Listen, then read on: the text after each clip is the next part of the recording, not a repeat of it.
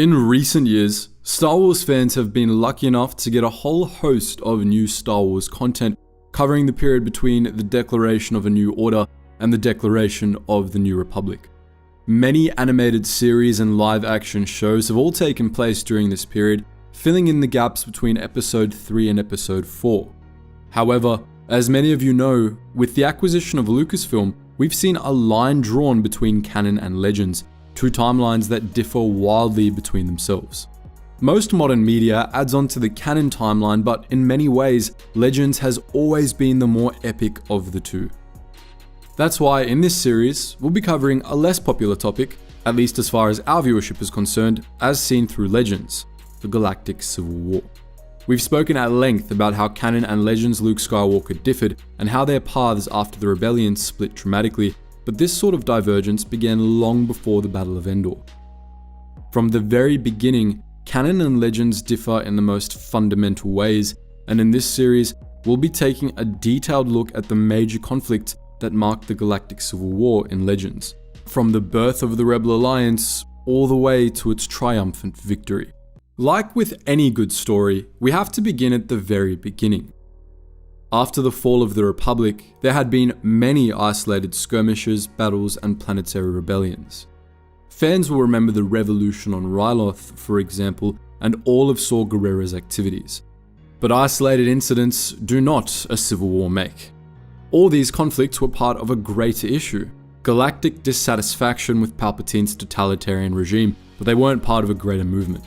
A true civil war requires an organized rebel front, and that didn't form officially until 2 BBY. For 17 years, senators like Bail Organa and Mon Mothma had lain in wait, plotting and planning. They attempted to use politics and diplomacy to curb the atrocities of the Empire, all while putting together their allies and forces. They had identified that the Empire Palpatine had created was irreversibly corrupt and a grotesque mockery of democracy, and so they vowed to bring it down and restore the Republic. Thus, in 2 BBY, 3 senators gathered on Corellia, brought together by a mysterious Force user known as Starkiller.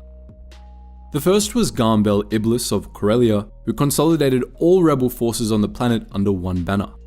The other two were Bail Organa of Alderaan and Mon Mothma of Chandrila, two of the leading figures of anti-imperial sentiment in the Senate. The three met on Corellia to continue their discussions on potential revolt, accompanied by a former Jedi general and several rebel units. The talks that took place became known as the Corellian System meetings, during which the rebellion's leaders drafted the Corellian Treaty, a codification of their ideals and goals. By signing the treaty, the senators unified their individual rebel selves into one cohesive rebellion with united goals, a formalized front, and clear hierarchy. However, what the rebels didn't know was that Starkiller, born Galen Marek, was secretly the Sith apprentice of Darth Vader.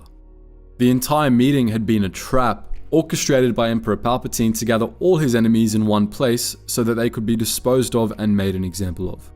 Marek, meanwhile, believed that he and his master, Darth Vader, were using Palpatine's plan against him. The moment the Emperor was distracted by a unified front of insurrectionists, they would strike him down and take his place. Unfortunately for Marek, he had been lied to. No sooner had the 3 senators signed the Corellian Treaty than Imperial forces flooded the meeting chambers, dispatching their guards effortlessly. Ram Koda, the Jedi, drew his saber in preparation to defend the rebel leaders, but he was deterred from acting when Darth Vader himself strode in and confronted his apprentice, who felt betrayed once he realized he had been used. The plan had never been to dethrone Palpatine, but to gather the rebels and execute all of them. A duel broke out between Vader and his former apprentice. The droid Proxy briefly interfered, but Vader was too powerful to be reckoned with. He easily overpowered Marek, throwing him first out of the meeting chamber, then off the snowy cliff. Believing him dead, the Imperial forces took the senators and Jedi Kota prisoners, bringing them on board the still incomplete Death Star, where Palpatine awaited them. Palpatine declared they would be interrogated, tortured, then executed. Of course, the story didn't just end there. If it had, the rebellion would have never truly happened. Marek had survived. Not only that, but his master's betrayal had been enough to tip him over the edge onto the side of the rebellion. Up until then, Marek had been on the fence, but now he was out for Sith blood. Ambushing an Imperial patrol carrying Wookiee slaves, he used the shuttle to infiltrate the Death Star and, with the slaves free and wreaking havoc, he made his way through the waves of stormtroopers and into the Imperial throne room. Along the way, he faced countless soldiers armed with blaster rifles and laser cannons, but none were enough to deter him. Just before Marek barged into the throne room, Palpatine had been informing his prisoners that they would be tortured and interrogated for more information on other rebel cells before finally being executed for treason. When Marek interrupted him, he immediately saw Palpatine for who he was. Not the frail Emperor, but a powerful Dark Lord. Irritated by the interruption, Palpatine ordered Vader to kill his apprentice. The duel in the throne room between Master and Apprentice was fierce, but brief. Despite Vader's overwhelming superiority with the lightsaber, Marek was skilled in more subtle ways of fighting, like telekinesis. As they fought, Marek couldn't help but feel awed at his master's strength. He realized he didn't hate him. Having let go of his connection with the dark side, he vowed to free Vader from its grip by taking his life and returning him to the Force. The duel was grueling, but over time, Marek gained the advantage, looking for a single opening. When Vader stumbled, encumbered by his armor and prosthetics, Marek struck. One successful blow led to another, until Vader lay on the floor of the throne room, alive, but critically wounded. It was then that Palpatine reached out with the Force, attempting to influence him into ending Vader's life and taking his place at the Emperor's side. Luckily for Marek, however, Ram Koda refused to allow the Emperor to lure him back to the dark side. In a burst of energy, he used the Force to steal the Emperor's lightsaber and rushed him, cutting down several guards in his attempt to cut Sidious down with his own weapon. Sidious fought back by unleashing a wave of Sith lightning at the Jedi. Marek, however, interposed himself between them, absorbing the lightning and locking Palpatine and himself into an endless loop of lightning. While the senators were evacuated onto Marek's starship, the Rogue Shadow, Marek held the Emperor in place. Once they had left, he allowed the built-up energy to explode out of himself, killing everyone but Vader and Sidious. It cost him his life, but it bought the lives of the rebel leaders, who were taken by Juno Eclipse, Marek's pilot, to Kashyyyk. There, the rebel leaders formally declared the birth of the Alliance to restore the Republic, plunging the galaxy into a new civil war. Darth Sidious was left furious, as a trap that had been intended to decapitate the snake of the rebellion only resulted in them being inspired by Marek's sacrifice to take his empire down. Not only that, but Marek's final play had caused significant damage to the Death Star, delaying its deployment for another 2 years. But for the time being, the Galactic Civil War had officially begun, and its first battle had already resulted in a rebel victory. During its first year of life, the Rebel Alliance spent most of its efforts in gathering its strength, organizing once scattered rebel cells, and structuring its hierarchy and armed forces.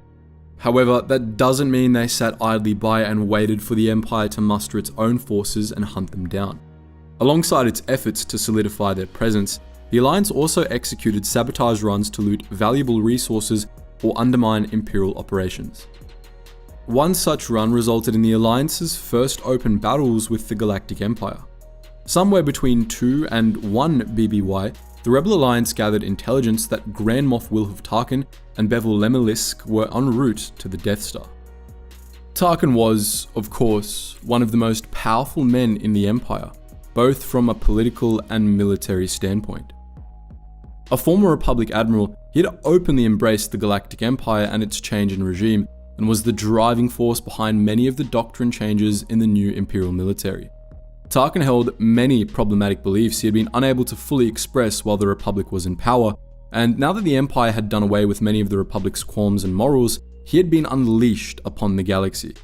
We won't go into too much nauseating detail here, but if you want a more detailed explanation of Tarkin's humanocentric and fascist drivel, we have a video dedicated to the different ideologies of this time period, including that of the Empire.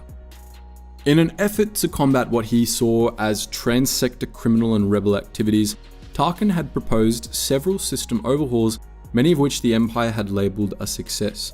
Gradually, he had risen through the ranks until he obtained the title of Grand Moff and was given the reins to several keystone projects. One of these was the creation of the Death Star itself, which Tarkin believed would be enough of a fear deterrent to keep the galaxy's citizens in line. The man accompanying him on that Lambda-class shuttle, Bevel Lemelisk, wasn't much better. An engineer and architect by trade, he was the mastermind behind the Death Star's design. Earlier in his career, he had worked for the Galactic Republic, studying under other famous scientists such as Nasdra Margrady and working with other renowned architects such as Dr. Walex Blissex. Together with the latter, he designed the Victory 1 class Star Destroyer, which had been a game changer during the Clone Wars and would remain in use in naval armadas for decades to come. After the fall of the Republic, Tarkin had brought him onto the Death Star project to engineer a battle station that could literally destroy entire worlds. At this point in time, Lemelisk had designed the Death Star prototype and the first Death Star, but later on, he'd be responsible for 4 more superweapons. All too aware of the Death Star's terrifying potential, when the Alliance received intelligence that the 2 masterminds behind the Battle Station project were together on a single shuttle heading toward the Death Star, they knew they had to seize the opportunity to take them out, hopefully preventing the station from ever being completed. Thus, they launched an operation to intercept the Lambda-class shuttle the 2 were on before it rendezvoused with the Nebulon B frigate Vehemence in the Eriadu system. Now, as much as we enjoy pointing out every time the Empire was overconfident or complacent in their plans, comfortable in their military superiority, they weren't completely incompetent. The Imperial military had managed to secure its hold over the galaxy without stumbling despite many localized conflicts. Tarkin especially was no fool, which was part of why he was such a danger. Imperial Command was all too aware that transporting the 2 men behind the Death Star project on the same shuttle was a huge security risk, so they had taken precautions to prevent Tarkin from being taken in the event of an ambush. In total, 6 Lambda-class shuttles set off from Eriadu toward the Death Star, with Tarkin and Lemelisk riding in one of them. Tarkin's shuttle and the 4 decoys were accompanied by 6 TIE fighters. That might sound like insufficient protection, and it was, by Tarkin's design. The Grand Moff believed that a larger protection detail would have drawn significantly more attention to what would otherwise have seemed as a minor personnel or cargo transport heading to the battle station. Less attention on their convoy meant less chance of a dedicated attempt to take them down, and it also meant less attention on the Death Star's real location. The 5 shuttles left Eriadu's governor's palace with their attachment of TIE fighters heading through the sector. The shuttle Tarkin and Lemelisk were on had the codename Epsilon 5. Coincidentally perhaps, it was piloted by none other than Gial Akbar himself, a Mon Calamari that had seen plenty of action already. Akbar had started his career on Mon Cala, where he was the commanding officer in the Mon Calamari Guard. During the Battle of Mon Cala in the Clone Wars, he had participated in the battle assuring Prince Li Char's ascension to the throne. After the Clone Wars, Mon Cala was enslaved by the Galactic Empire, and Akbar found himself a slave to Wilhuf Tarkin. As the Imperial shuttles and TIEs approached the Vehemence, a small rebel assault team exited hyperspace and launched a surprise attack. The rebel force was made up of 3 BLT Y-Wing starfighters piloted by Red Squadron and several X-Wings. The latter wasted no time after entering the system before they engaged the TIEs, destroying them and creating space for the Y-Wings to shoot through and open fire on the Imperial shuttles. Face to face with the incoming starfighters, Tarkin ordered Akbar to take evasive action. Instead of obeying the Grand Moff, Akbar deactivated the shuttle's shields, fully intending on allowing the rebels to destroy the shuttle. While it meant his certain death, it also meant the death of Tarkin, and to the Mon Cala, that was a sacrifice worth making. Red Squadron was able to identify their shuttle and, after determining that Tarkin had to be on board, they shot at the shuttle, destroying its rear and sending it veering off course. Akbar gleefully informed Tarkin he was taking him down as payback for every ounce of suffering the Moff had inflicted on himself and his people, but Tarkin wasn't deterred. The Grand Moff and Lemelisk boarded an escape pod, leaving Akbar to his likely doom. Although the escape pod was built for a single occupant, resulting in both Tarkin and Lemelisk suffering minor injuries, they successfully launched off into space, from where they sent out a distress signal. Meanwhile, Red Squadron continued firing on Epsilon 5 until it had been disabled. Once the frontal assault team had determined all shuttles had been disabled, a Lambda-class shuttle, Hasty, entered the system, transporting a commando unit on board and 2 Y-Wing starfighters from Blue Squadron. The Vehements had attempted to aid the transport shuttles, sending out 9 additional TIEs, but the rebel starfighters from both Red and Blue Squadron made easy work of them, providing cover for Hasty to approach Epsilon 5 and dock with it, allowing the commandos to board the shuttle. Aboard Epsilon 5, they learned that Tarkin and Lemelisk had escaped, but they found Akbar alive. Meanwhile, Tarkin and Lemelisk watched the battle unfold as their escape pod travelled ever farther away. Tarkin was surprised that the Rebel Alliance would bother to rescue Akbar, whom he considered a worthless alien, but it wouldn't take long for the Grand Moff to be proven critically wrong in his evaluation. Before the rebels could veer off and pursue Tarkin's escape pod, Imperial Admiral Conan Antonio Motti arrived in his flagship despite Tarkin not having requested his aid for the mission. The Admiral's Star Destroyer opened fire on the rebels, which forced them to scatter and abandon pursuit of Tarkin's escape pod. With Akbar safely removed from the Epsilon 5, the rebels destroyed the shutter entirely before fleeing to hyperspace. Tarkin and Lemelisk were rescued by the Admiral, and the two continued on their way to the Death Star. Despite their failure to capture Tarkin, the mission was far from a failure for the Rebel Alliance. Having been at Tarkin's side as his slave, Akbar had a wealth of knowledge and information about the Death Star, which would prove invaluable moving forward. After Akbar was liberated, he was allowed to return to his home planet, where he resumed his duties as Admiral of the Mon Cala fleet. This was particularly important because, up to this point, the Mon Cala had been hesitant to join the side of the Alliance. Like many other planetary resistance groups like Ryloth, they had been hesitant to join the Greater Alliance, focusing instead on their efforts to liberate their homeworld. Akbar's return to his people served as a glowing recommendation of the Alliance, and it was his support and approval that eventually led the Mon Cala to pledge their support and fleet to the Alliance. But the events of the capture-turned-rescue mission didn't end there. Akbar wasn't just instrumental in gaining the support of the Mon Cala. His tactical genius and talents proved critical to the Rebel Alliance, which he served as an admiral with high distinction during the Galactic Civil War. At the end of the day, the Alliance may have failed to apprehend Tarkin, but the intelligence, support, and talent they gained in return made the rescue of Akbar one of the most pivotal early successes of the Alliance. The third significant conflict we'll be taking a look at today took place in 1 BBY, when Starkiller stepped in to rescue Jedi Ram Koda from a deadly arena on Cato Nemoidia. But let's back up for a moment. You'll remember Ram Koda from the Battle of Death Star 1, when he and 3 senators were captured by Darth Vader while they were signing the Corellian Treaty. After Galen Marek's sacrifice and their escape from the incomplete battle station, Ram Koda had remained in service to the Rebel Alliance, commanding a unit of troops and launching various missions on behalf of the Alliance. That said, he had gained a reputation for himself of someone unreliable.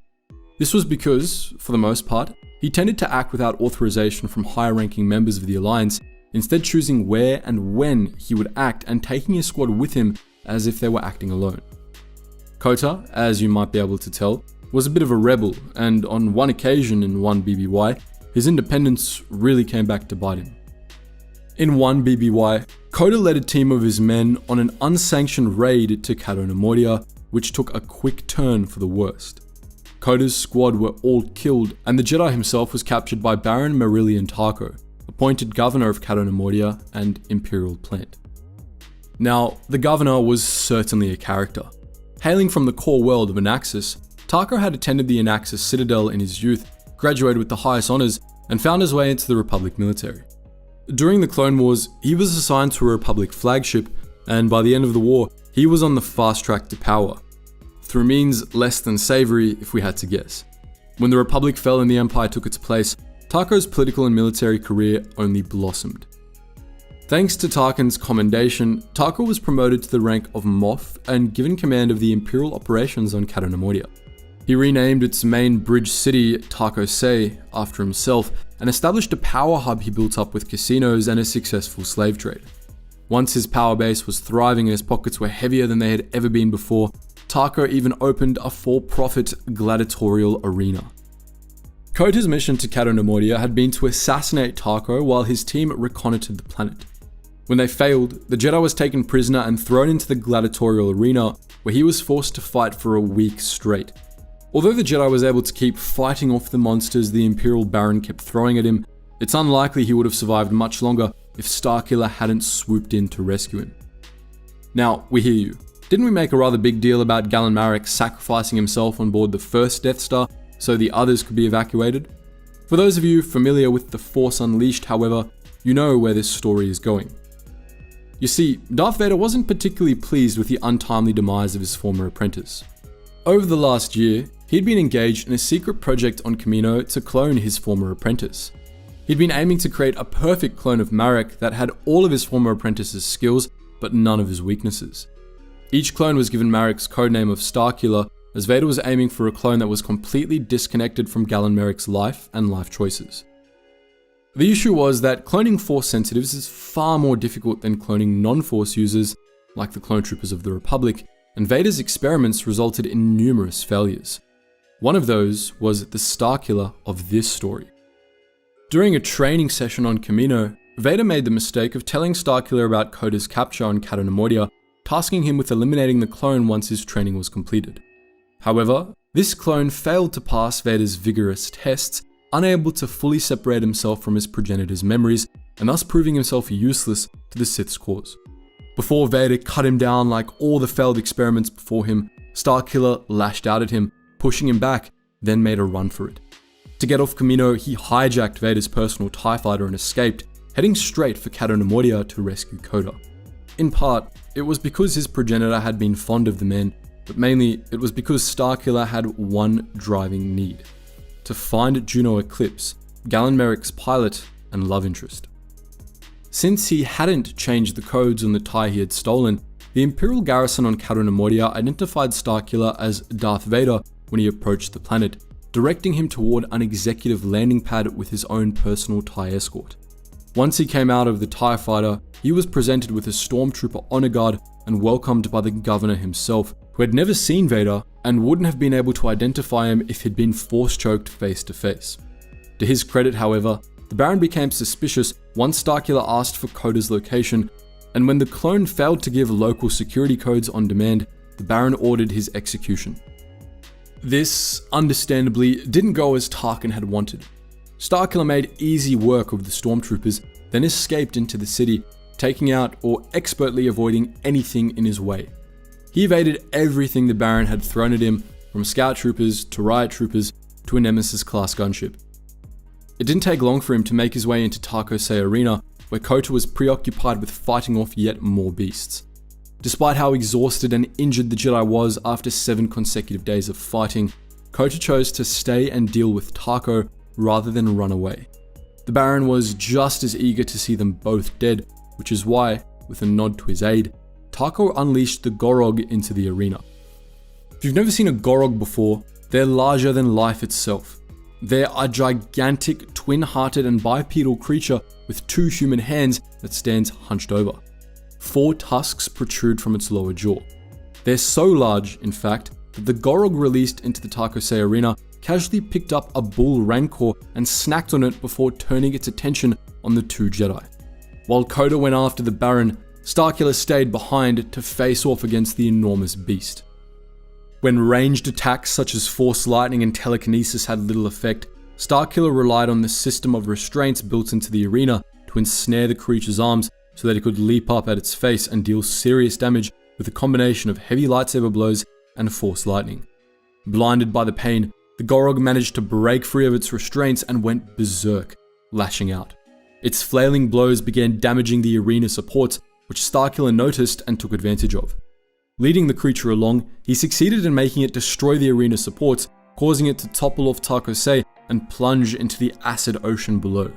Starkiller himself leapt from the main arena into Tarko's personal box, which had separate supports, and the 2 Jedi confronted the Baron and his troops.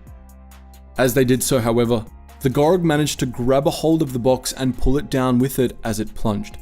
Tarko was almost instantly killed, and was only thanks to Starkiller's intervention that Kota was saved from a similar fate.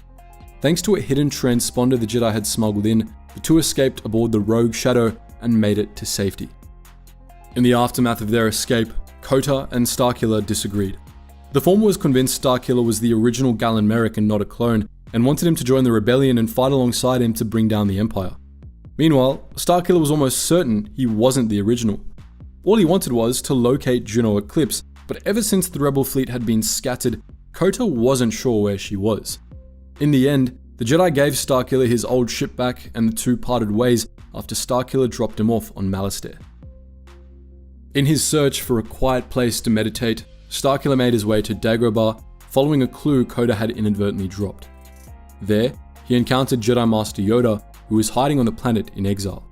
Yoda guided the clone to the planet's dark side cave to meditate, where Starkiller had a vision of the future.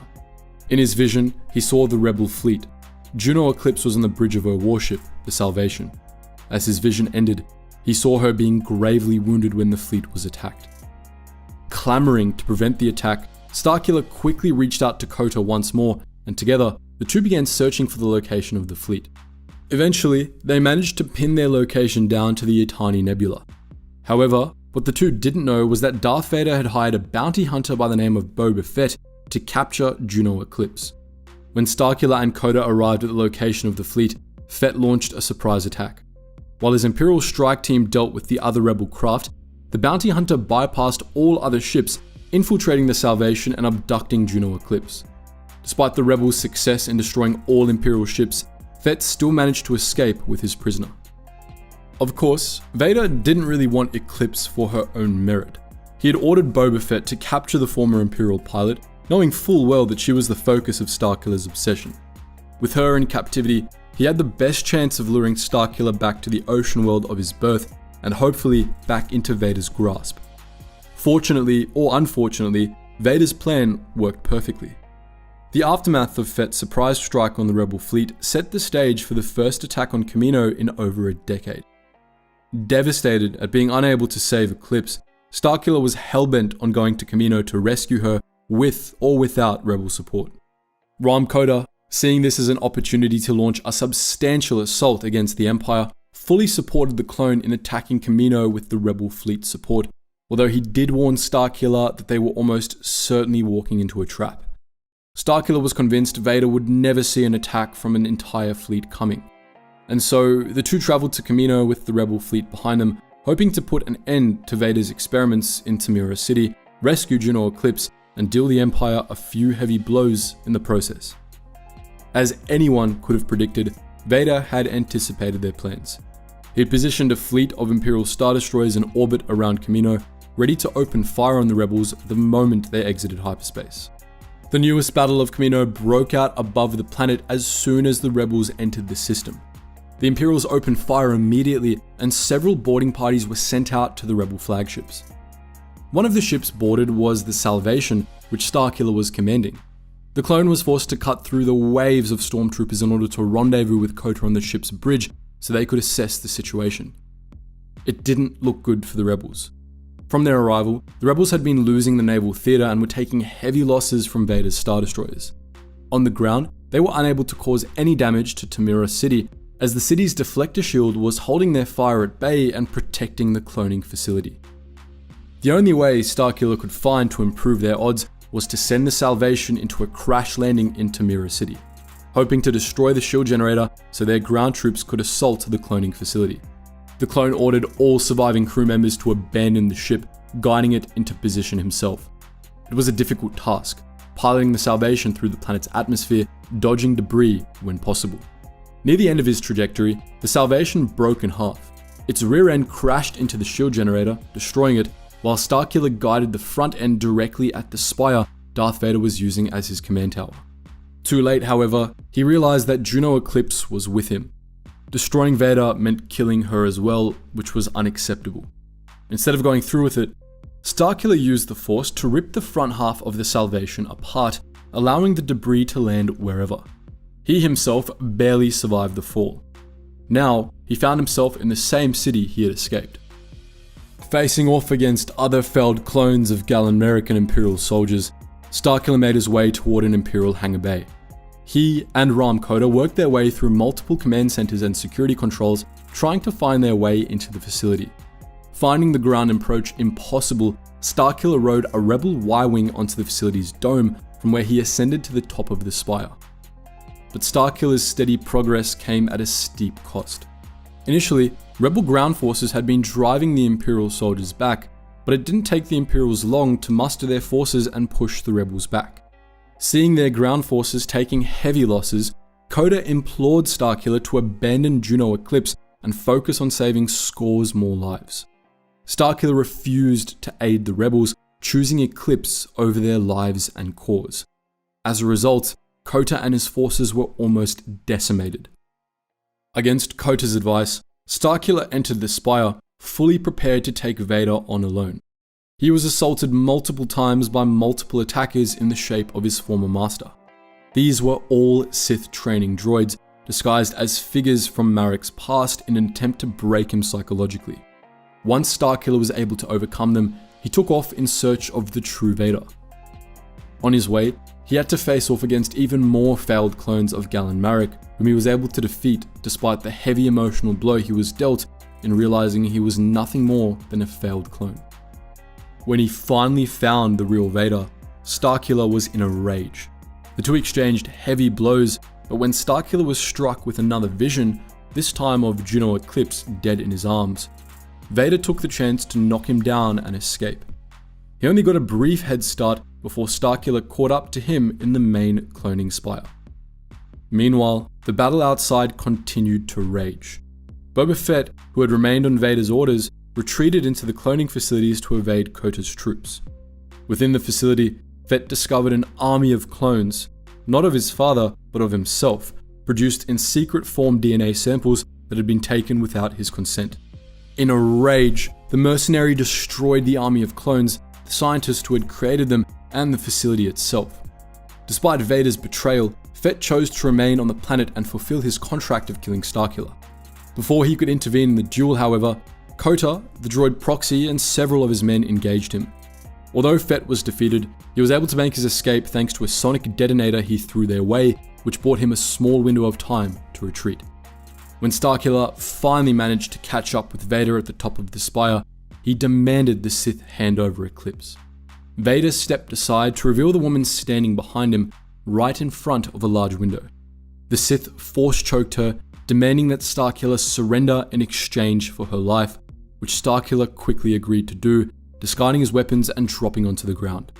Vader added that Starkiller had to hunt down and kill Kota, then the remaining rebel leaders. The clone had to embrace the dark side once more and complete his training. If at any stage he failed, Vader would kill his hostage. What both men failed to notice, however, was the incapacitated pilot retrieving one of Starkiller's lightsabers and attacking Vader. The latter was barely able to dodge in time, escaping with his life, but sustaining damage to his chest piece. In a rage, Vader force-pushed her out the window, causing her to fall a great distance onto a neighboring roof, where she lay, presumably dead. Starkiller rushed him, only to meet the same fate. Before the clone could check on Eclipse's condition, Vader force-jumped onto the same roof as them, attacking in earnest. Once more, they fought. It was only then that Starkiller realized that his former master had been one step ahead of him yet again. By luring him to the top of the spire, he had orchestrated the death of Juno Eclipse, where Starkiller could witness it, hoping to use it to push the clone into the embrace of the dark side yet again. Despite his pain, Starkiller tried to bargain Vader into a truce. He even offered for Vader to join the Alliance so they could destroy Emperor Palpatine together, but Vader wasn't receptive to the invitation. If anything, he renewed his assault on the clone, remaining between the clone and the Eclipse, whom Starkiller was desperately trying to reach. Yet again, Vader attempted to attack his psyche, insisting that the woman would never love him truly. Starkiller was nothing more than a clone, and she had feelings only for the original. He pressed the clone to rise above these petty feelings and embrace his true destiny. As they fought, the clone realized that he was incapable of defeating Vader. The Sith Lord, who had already been defeated once at the hands of Marek aboard the first Death Star, knew now not to underestimate the clone. This time, when they dueled, he avoided reckless offense, played more defensively, and relied on his tactics and lightsaber superiority to wear the clone down. The longer the battle dragged on, the more Starkiller realized that he couldn't hope for a repeat of his progenitor's victory. The best outcome he could hope for was a draw, especially given how he knew Vader wanted him alive, and was thus not even truly fighting him. In light of these realizations, he devised a plan. It wasn't long before the clone was knocked prone, disarmed by a telekinetic blast. Without hesitating, Vader destroyed the clone's lightsaber, then held him at saber point, demanding his surrender. To Vader's surprise, Starkiller seemed to accept his terms. But that had been Starkiller's plan all along. As Vader lowered his arm, the clone extended an arm, calling on a lightning bolt that had hit one of the rods surrounding their building and channeling it into a powerful blast aimed at Vader's chest. The clone had decided to bet his life on the Sith's desire to keep him alive, counting on him lowering his guard if he surrendered. When the lightning struck Vader, it hit his already damaged chest plate, further compromising his life support systems, rendering the Sith helpless to defend himself as Starkiller force-pulled his lightsaber from his hand. Even held at saber point, Vader never stopped trying to convert the clone back to the dark side. Before Starkiller could execute him, however, Ram Koda and his men reached their position. The Jedi insisted that Starkiller spare the Sith, not out of kindness, but opportunity. In Koda's eyes, Vader was far more valuable as a prisoner. With his high rank in the Imperial military, Vader could prove an invaluable source of information on the Empire's dealings and operations. Kota also tried to appeal to Starkiller on a personal level in an attempt to keep the Sith alive, reminding him that Vader was the only person who knew the truth about his status as a clone. In the end, the Jedi's words were enough to convince Starkiller, who spared Vader and allowed his teammates to deal with the prisoner while he finally checked on Juno Eclipse. Unfortunately, the woman seemed truly gone. Despite Proxy's best efforts, she was lifeless in Starkiller's arms, who took the brunt of the blame for her demise. However, out of some miracle, she suddenly stirred and embraced him. What Starkiller didn't know was that Boba Fett and another Marik clone had been on standby to eliminate him if the situation ever turned dire for Vader. Seeing the couple's reunion, however, Fett relented and decided not to take the sniper shot that would have killed Starkiller. The other clone also chose to stand down, either out of sympathy or because his orders had been to act if Vader was in danger, which he currently was not. And so, the battle was seemingly won for the Rebel Alliance. With Vader in custody, it was decided that he would be transported to a secure location aboard the Rogue Shadow, with Starkiller supervising his transportation. That said, few believed Vader would really cave under interrogation. Up until the assault on Kamino, the conflicts we looked at today were small-scale operations regardless of how important they were. Whether it was the rescue of the Rebel Alliance's founding members on board the Death Star, the rescue of a rising Rebel Admiral, or the rescue of Ram Koda from Cato Nemoria, these were all victories without which the Rebel Alliance and its cause would have been either lost or severely impacted. However, they were still small-scale and because of that, not well known throughout the galaxy.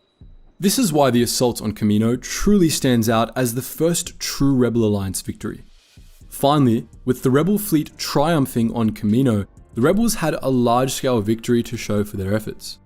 Finally, they had taken the Empire on in a direct and open confrontation, with ship turning on ship and ground forces clashing amid the ruins of a city. For the first time, the Rebels had taken on the superior might of the Empire, and not only won, but left the battlefield with the supreme commander of the Empire's forces in custody. This was the first real victory the Rebels had won that the galaxy at large learnt about, and it had long-reaching consequences. Not only did it damage the image of the Empire's ironclad hold on the galaxy, but it also inspired the people that the Empire could truly be defeated. As Wilhuf Tarkin once said, the greatest way to control people was through fear, and the Rebels' victory on Kamino was the first step in releasing the galaxy from the chokehold the Empire had placed around them. This was only the beginning of the Galactic Civil War. These first battles were what established the rebellion and began building up its reputation, but the hardest battles were yet to come. In the years that followed, the Alliance would win many more, but it would also suffer devastating losses. Where we left off in our last entry in this series, the Rebels had just scored their first major victory on Kamino, during which they had taken Darth Vader captive with the intent to interrogate him. Naturally, Darth Vader eventually escapes the Rebels, but unfortunately, there's no concrete answer as to how. Many of these early events were detailed in the Force Unleashed games and novels, but the matter of Vader's escape remained a mystery.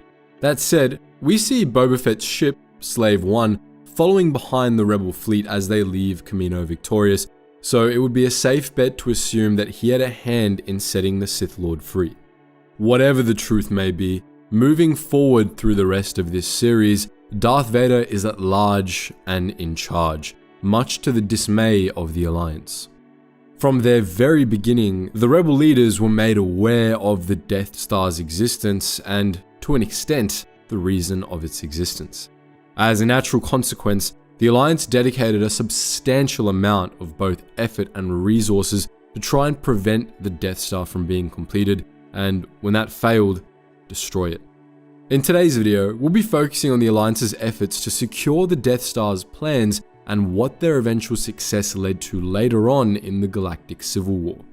Ever since that fateful day in 2 BBY when Mon Mothma, Bail Organa and Garm Bel Iblis were captured on Corellia and brought to the Death Star, the Alliance was aware that a giant battle station was under construction.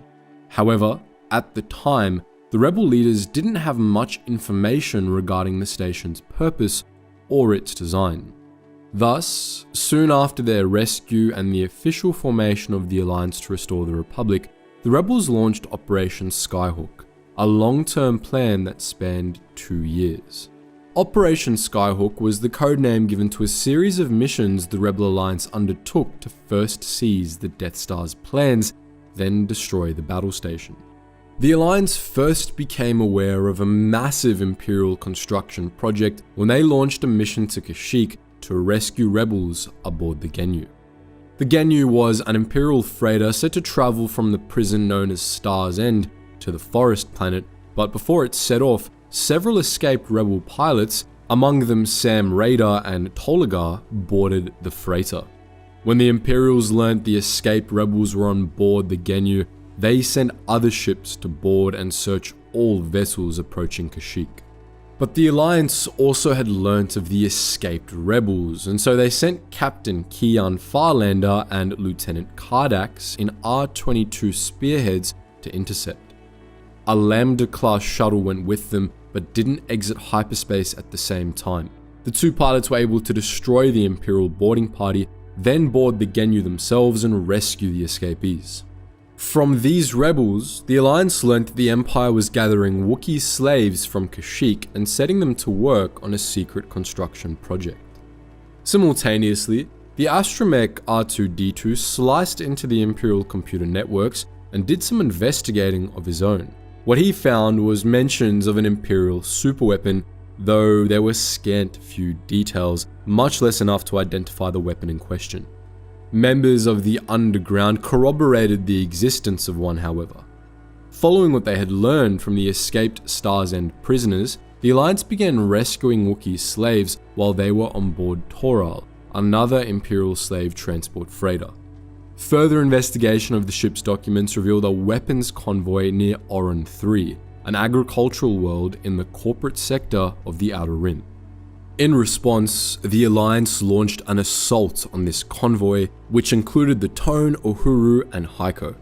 The rebel attack force included Y-Wings from Red and Gold Squadrons and X-Wings from Blue Squadron. Their firepower was more than enough to destroy the convoy of ships and seize several communication satellites from their base.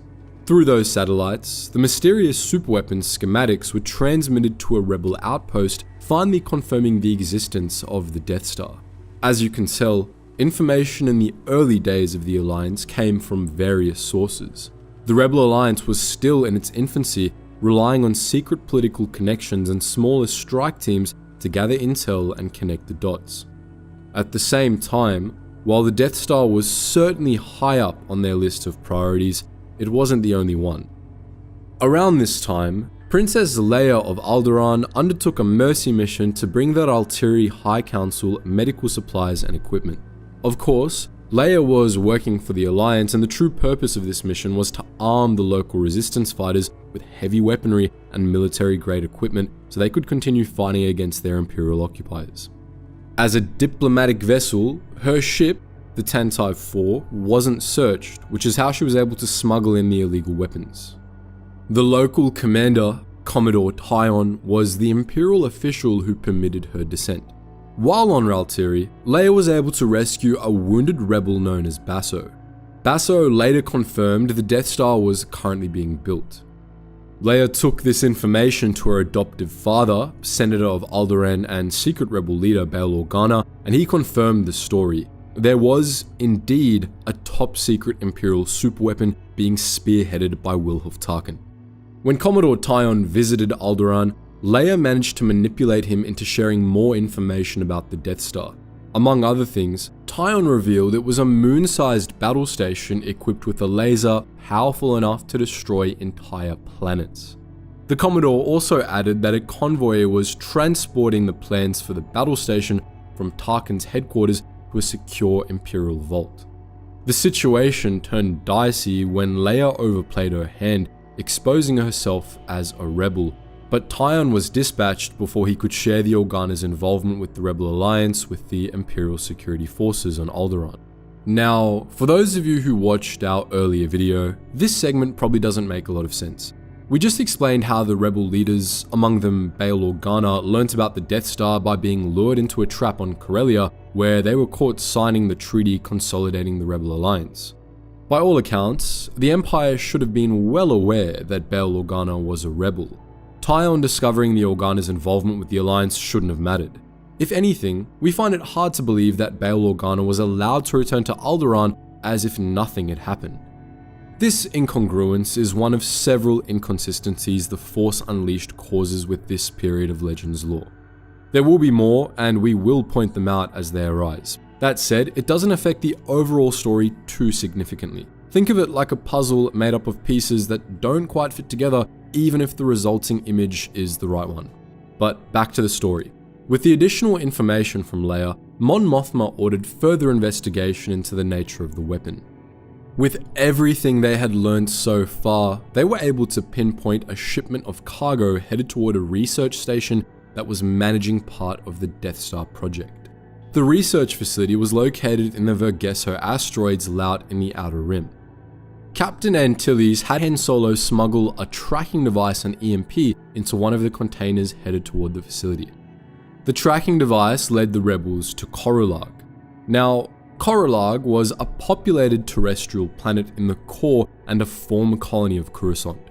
It might seem strange to put a research facility handling top secret information above such a central and conspicuous world, but in truth, it was well chosen. Corellag was one of the first planets to join the Galactic Republic, and it had never looked back. During the Clone Wars, it had remained loyal, and even after the fall of the Empire, they were staunch Palpatine supporters. During the reign of the Galactic Empire, Corellag was praised for its model Imperial citizen behavior. The planet even had an Imperial military academy that received high praise. In short, it was extremely loyal to the Empire. Once the rebels had located the research facilities, they detonated the EMP charge Solo had planted in the cargo container. The resulting pulse paralyzed the security forces, allowing Captain Antilles to lead an assault on the station. Thanks to the raid, the Alliance was able to gather valuable information. Among other things, they learnt that the superweapon project was called the Death Star and that it was a planet-ending level threat. However, they were unable to find precise schematics for the battle station, and so Mon Mothma tasked Princess Leia with doing everything in her power to get a hold of those plans. Operation Skyhook's intelligence gathering phase was concluded with 2 missions that directly aimed to find and steal the Death Star schematics. The first was the mission to Danuta, where rebel spy Kyle Katarn was sent to a secret Imperial facility on Trid to retrieve the schematics. But how had the plans gotten to Trid in the first place? Enter Imperial Librarian Ator Ritten, a man as dry as papyrus and as sneaky as an Imperial agent. During his career as a librarian, Ritten had made a habit of cataloging and storing away sensitive information about officials. Imperial officials were not particularly a fan of his growing stockpile of blackmail material, so in 0 BBY, he was assigned as Chief Librarian of the Death Star. Imperial officials figured out that being on board a top-secret battle station would be the best place to keep someone who hoarded secrets. A few months into his stint as the Chief Librarian, he transmitted a set of partial blueprints to Bevel Lemelisk on Danuta, whom you might remember as the Death Star Architect. One might wonder why the Architect needed a set of his own blueprints, but let's not look too deeply at prime Imperial decision-making.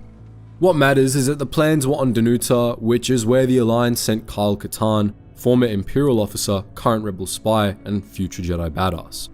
Unbeknownst to him, another Rebel operative, Jan Ors, preceded him to Danuta, where she spied on him with intent to kill him if he proved to be a double agent. Luckily for the rebellion, Catan was on their side and he performed his mission well. When the facility seemed impervious to infiltration, Catan reached out to an old friend of his, Mek Odom, who was an Imperial officer at the facility. Catan risked everything by confiding in his old friend, who then helped him break into the facility. With a combined effort between the three of them, the two rebel agents were able to leave Danuta with a complete set of plans detailing the layout of the Death Star. These plans were physically brought to Princess Leia. Additional data was provided by former prisoners on board the Death Star who had stolen the plans, escaped, and made their way to the rebel outpost of Polis Massa. Even more intelligence was provided by Garm Bel Iblis shortly before he was presumed dead. Finally, the last piece of the puzzle was brought to the table by rebels operating on Toprawa, a forested world in the Outer Rim near the Hydian Way. The rebels had set up an outpost planetside from where they transferred any Imperial data to the Alliance. During the development of the Death Star project, the Empire set up research facilities on Toprawa. The battle station's super laser weapon was developed planetside, but other key data was also stored at the facility. This made it a prime target for the local rebels. Havet Storm, Commander Bria Tharan, and Rebel Cell Leader Vermilion launched an operation to infiltrate the facilities and steal as much information on the Death Star as they could. Although the latter two gave their lives in the line of duty, they were able to transmit the super laser blueprints, the Death Star's complete hull design, and its life support infrastructure.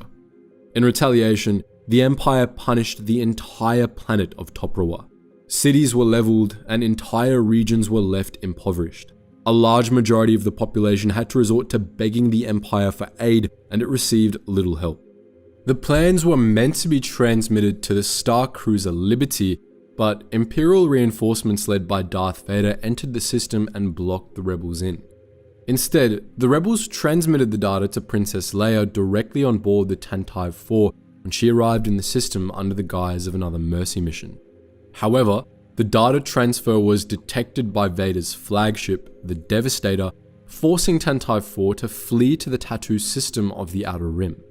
What Leia and the rebels didn't know at the time was that their arrival on Tatooine would be the spark that ignited one of the most important battles of the early Galactic Civil War. When the Empire learnt the stolen Death Star plans were aboard Tantive 4, a diplomatic vessel belonging to the Princess of Alderaan, it hardly came as a surprise. Alderaan had been a thorn in the Empire's side for years, which is why the Empire had planned ahead.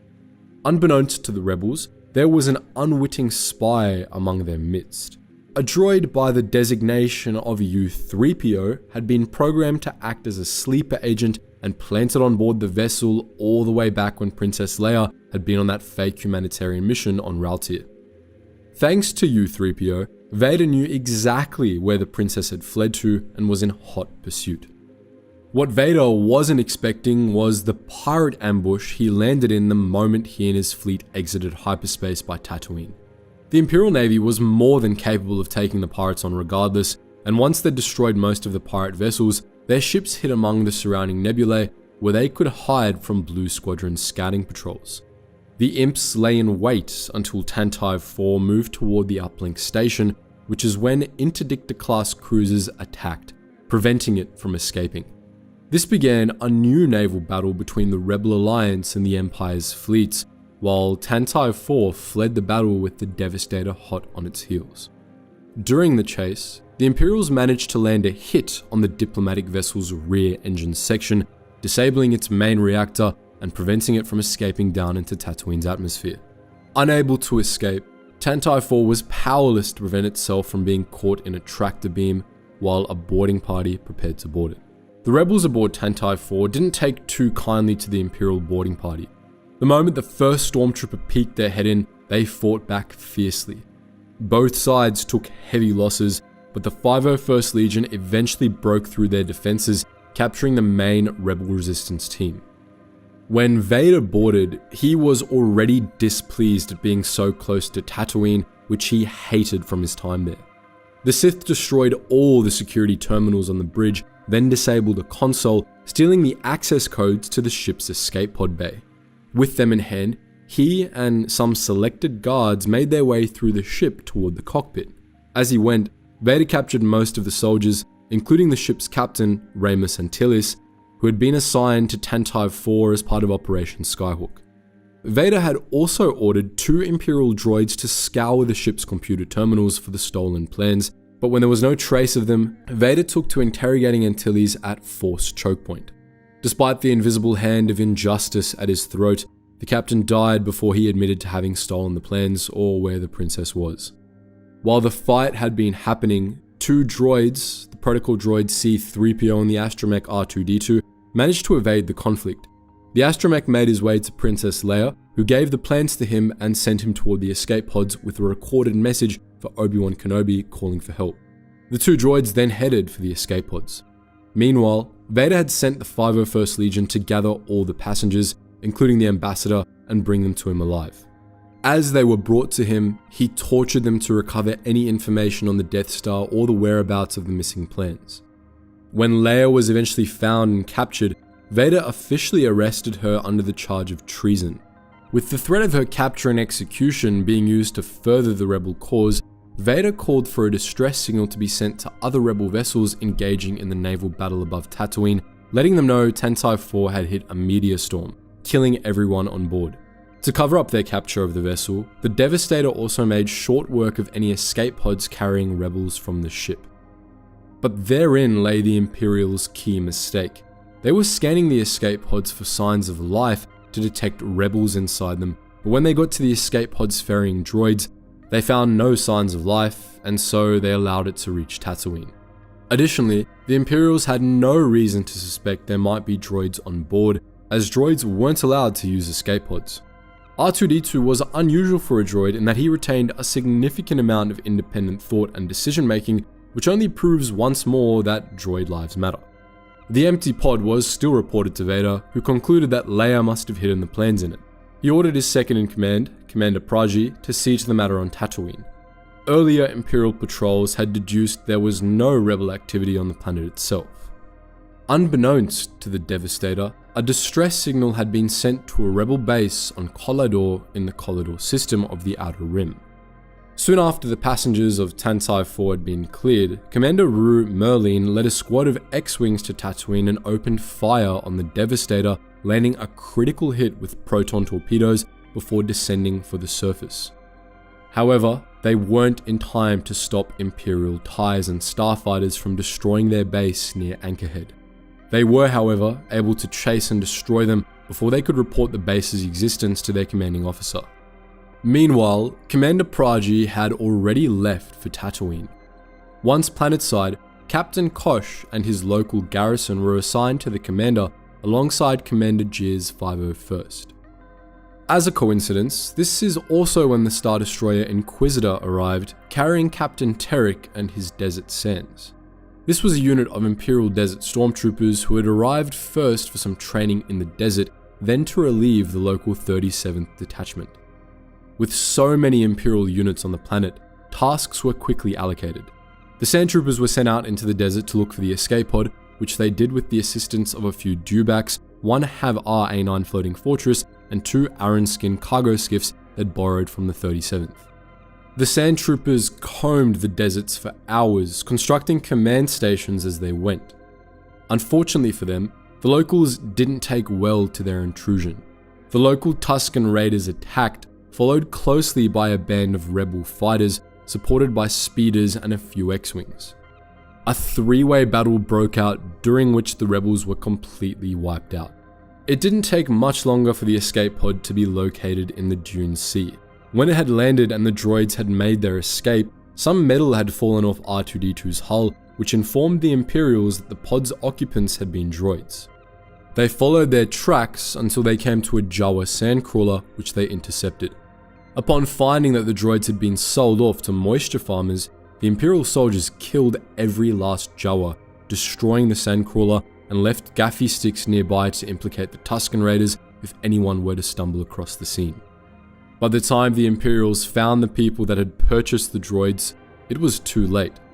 Owen and Beru Lars, the owners of the moisture farm, refused to surrender the droids, but Captain Terek realized their defiance was irrelevant. The droids had been taken away from the homestead. Thinking ahead to prevent any rebels from leaving the planet with the information, he ordered for checkpoints to be set up at the entrances to Mos Eisley and Mos Espa before he himself left for Mos Eisley, the only spaceport locals were able to leave Tatooine from. Of course, we all know that C-3PO and R2-D2 were with Luke Skywalker and his newfound friend and mentor, Jedi Master Obi-Wan Kenobi. The message Princess Leia had recorded for the Jedi Master in hiding was calling for his aid in getting the stolen plans to her father on Alderaan. However, Kenobi had no transportation, and so he and his protege had travelled to Mos Eisley, a spaceport town infamous for gathering every flavour of scum and villainy in the galaxy. The small group was able to sneak into the city despite the various checkpoints.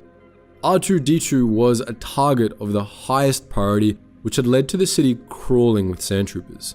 Luckily for Kenobi and Skywalker, a few local rebels started a guerrilla war with the Imperial troopers, dipping in and out of the narrow alleys of Mos Eisley, firing on the Imperials and keeping them busy. In the Mos Eisley cantina, Skywalker and Kenobi met the smuggler Han Solo and his co-pilot, the Wookiee Chewbacca, who agreed to smuggle them to Alderaan. However, a fight broke out in their cantina, which Kenobi responded to by drawing his lightsaber and revealing himself as a Jedi. This, of course, caught the attention of the Imperials, who pursued the group to Docking Bay 94, where the Millennium Falcon, Solo's ship, was docked. A firefight broke out in the hangar, during which an Imperial trooper exposed himself as a rebel by shooting his own commanding officer. Thanks to his actions, the Falcon was able to take off, coasting through the Dune Sea to avoid detection by the Star Destroyers in orbit. Once more, the Empire took its frustration out on the locals. With their quarry gone, the Imperial troopers launched a pacification campaign in Mos Eisley, where they attempted to subdue the locals who had teamed up with the rebels to wage war against them.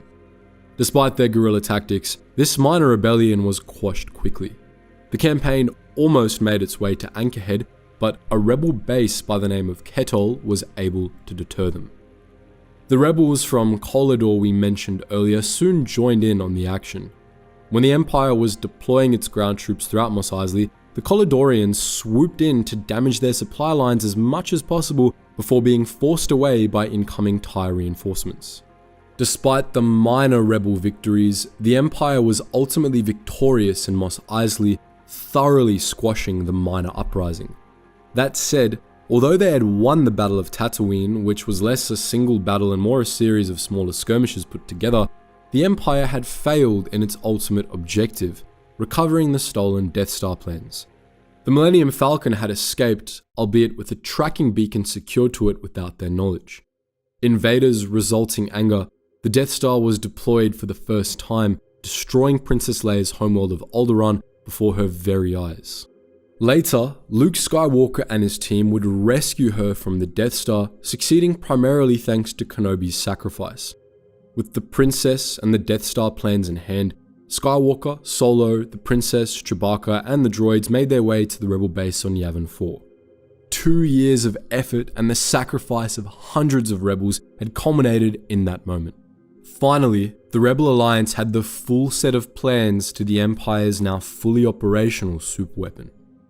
The arrival of the Millennium Falcon on Yavin 4 was the spark that ignited a flurry of activity and preparation for the rebels.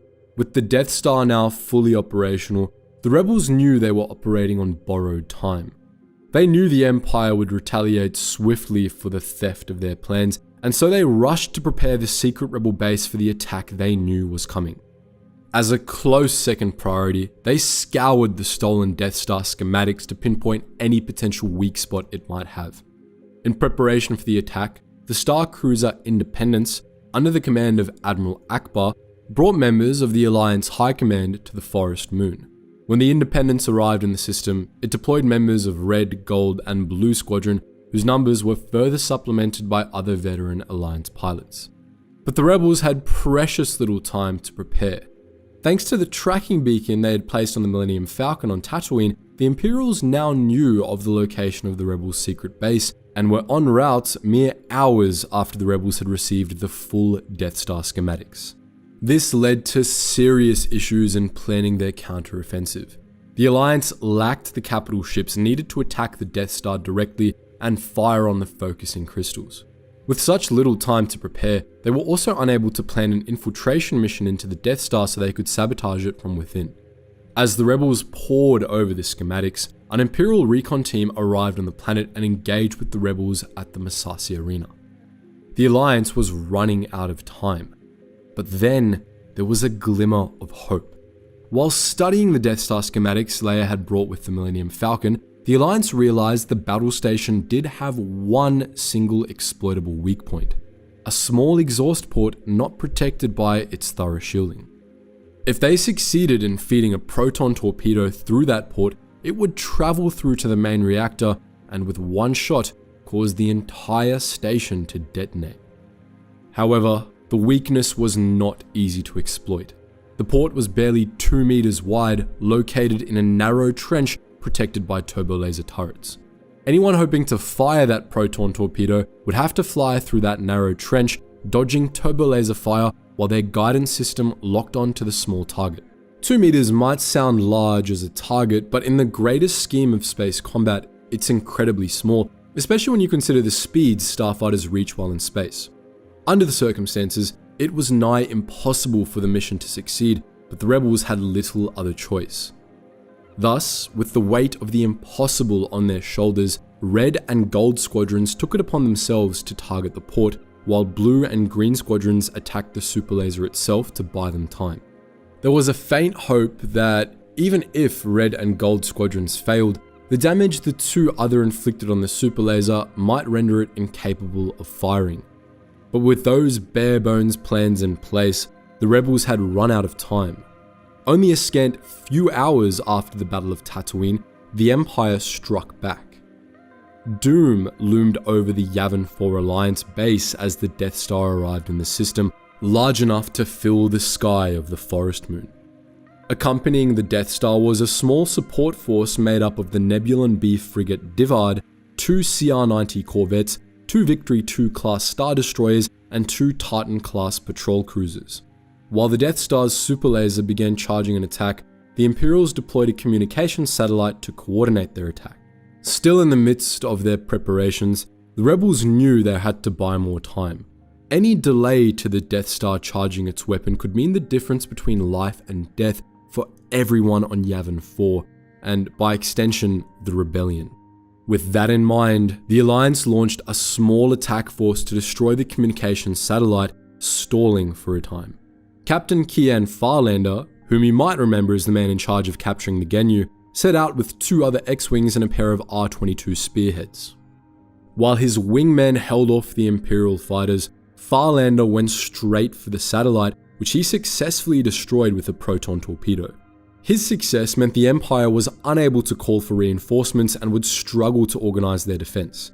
The 2 other X-Wings were destroyed during the assault, however, and their pilots had to be rescued later.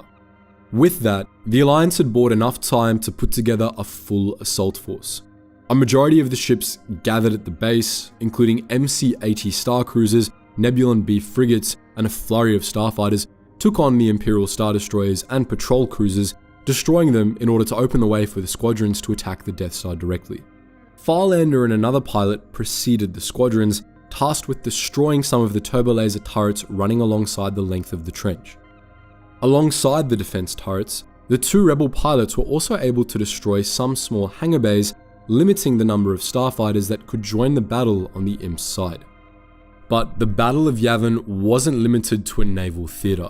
On the ground, groups of rebel soldiers fought off an Imperial atmospheric assault in the form of TIE/SA bombers executing bombing runs on the base, while an Imperial stormtrooper contingent made planetfall and assailed the base on foot. To avoid the bombers, whose aerial assault was unencumbered when the stormtroopers disabled an anti-aircraft turret, the rebels took shelter in the nearby temple. It was up to the rebel ground soldiers to first reactivate the anti-aircraft turret, then defend the Great Temple against the stormtroopers.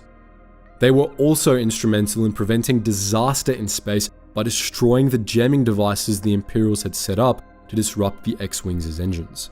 Following Farlander's run, a starfighter force assaulted the battle station. 22 X-Wings, 8 Y-Wings, and 2 R-22 Spearhead starfighters approached the Death Star, which tried to repel them using its laser batteries. However, its defenses were designed to fend off much larger capital ships, such as Star Destroyers, so the small and agile starfighter craft were able to weave through its volleys, destroying several turrets and one giant iron cannon. But even this starfighter run was only a prelude to the main assault. In response to the rebel attack, the Imperials had mixed reactions. Grand Moff Wilf Tarkin, on one hand, was indifferent to the rebel threat and refused to deploy the station's TIE fighters. In the Grand Moff's mind, any attempts the rebels made were doomed, and all he had to do was wait for the Death Star's super laser to charge, then wipe them off the face of the galaxy. He even refused to listen to Moradmin Bast, his chief in command, who feared the rebels might have discovered a weakness and suggested an evacuation. Darth Vader, on the other hand, was able to realize the rebels posed a real threat and deployed his personal fighter squadron. The TIE Fighter Squad attacked the rebels around the time the rebel starfighters were taking down their laser batteries. With the TIEs now swarming around the battle station, the Imperials ordered the turbolasers to shut down to avoid accidentally shooting down friendly craft, while the TIEs took on the rebel starfighters. 3 Y-Wings from Gold Squadron, Gold Leader, Gold 1, and Gold 2 were the first to make an attempt on the trench, but Darth Vader was close on their tails in his personal TIE Fighter, with 2 more veteran Imperial pilots as his wingmen. Vader shot down all 3 Gold Squadron starfighters inside the trench, then took out Gold 5 as he tried to escape. With Gold Squadron having failed, the Alliance Command ordered Red Squadron to split their forces, keeping half the starfighters out of range. Red Leader obeyed the command and had Red 2, Red 3, and Red 5, which was piloted by Luke Skywalker, remain back, while he personally led the other half of the squadron into the trench. Once again, Vader destroyed 2 of the 3 starfighters, shooting down Red 10 and Red 12 as they followed Red Leader into the trench. Red Leader managed to complete his trench run, but when he neared the end and locked onto the exhaust port, his proton torpedo exploded on its surface. As he veered off to return, he met the same fate as his 2 squad mates. On board the Death Star, Imperial tacticians were analyzing the rebels' tactics, which is when they discovered there was a not insignificant chance they could destroy the main reactor, and with it, the entire battle station. Once again, Tarkin was advised to either evacuate or retreat, but once again, he refused, overconfident that victory would be his. After Red Leader's destruction, the remainder of Red Squadron moved in to make their own attempt on the exhaust port, with Luke Skywalker's Red 5 in the lead and Red 2 and 3 behind him, trying to shield him from any TIEs. All 3 starfighters made the run at full speed, relying on it to keep the TIEs at bay. However, disaster seemingly struck when, on his approach, Skywalker's stabilizer loosened, which forced him to attempt repairs. This slowed him down, as he couldn't lock on to the target without the stabilizer. But Red Squadron was running out of time. Seeing them inside the trench and knowing the danger they posed, Vader and his 2 wingmen opened fire from a distance while they closed on him. Red 2 took a hit that forced him to abandon the run. As the TIEs approached, Red 3 swerved into a weaving maneuver, trying to block the Imperial pilot's view of Skywalker while evading their fire himself. This worked on the 2 mundane fighter pilots, but Vader took the shot easily with the help of the Force, shooting Red 3 down and leaving only Skywalker to make or break the shot. The Imperial trio were right on his tail. As he was preparing to take the shot, Skywalker heard a voice. It was Obi-Wan Kenobi reaching out to him through the Force to guide him. Heeding his mentor's words, Skywalker deactivated his targeting computer entirely, which the rebels down on Yavin 4 found very questionable, but he persisted.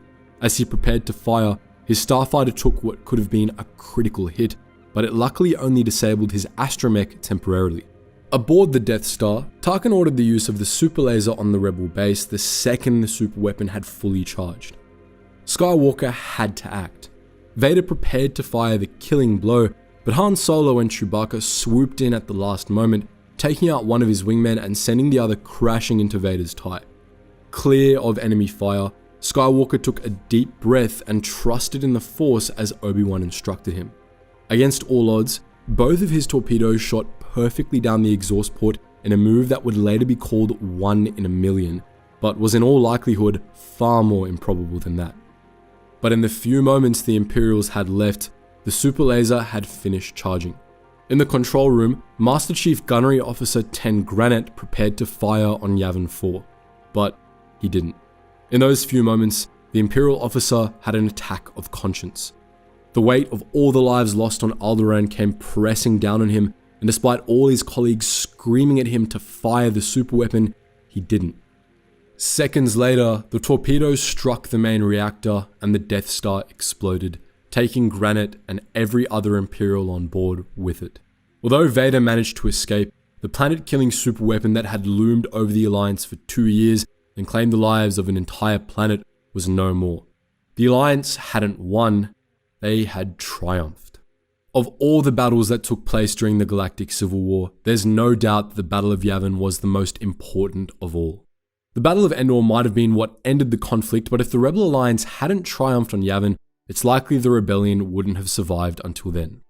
The Alliance's victory on Yavin 4 had many far-reaching direct consequences. The Alliance gained immediate recognition throughout the galaxy as a serious threat to the Empire's tyrannical rule. Simultaneously, thanks to the destruction of the Death Star, the people of the galaxy were less afraid.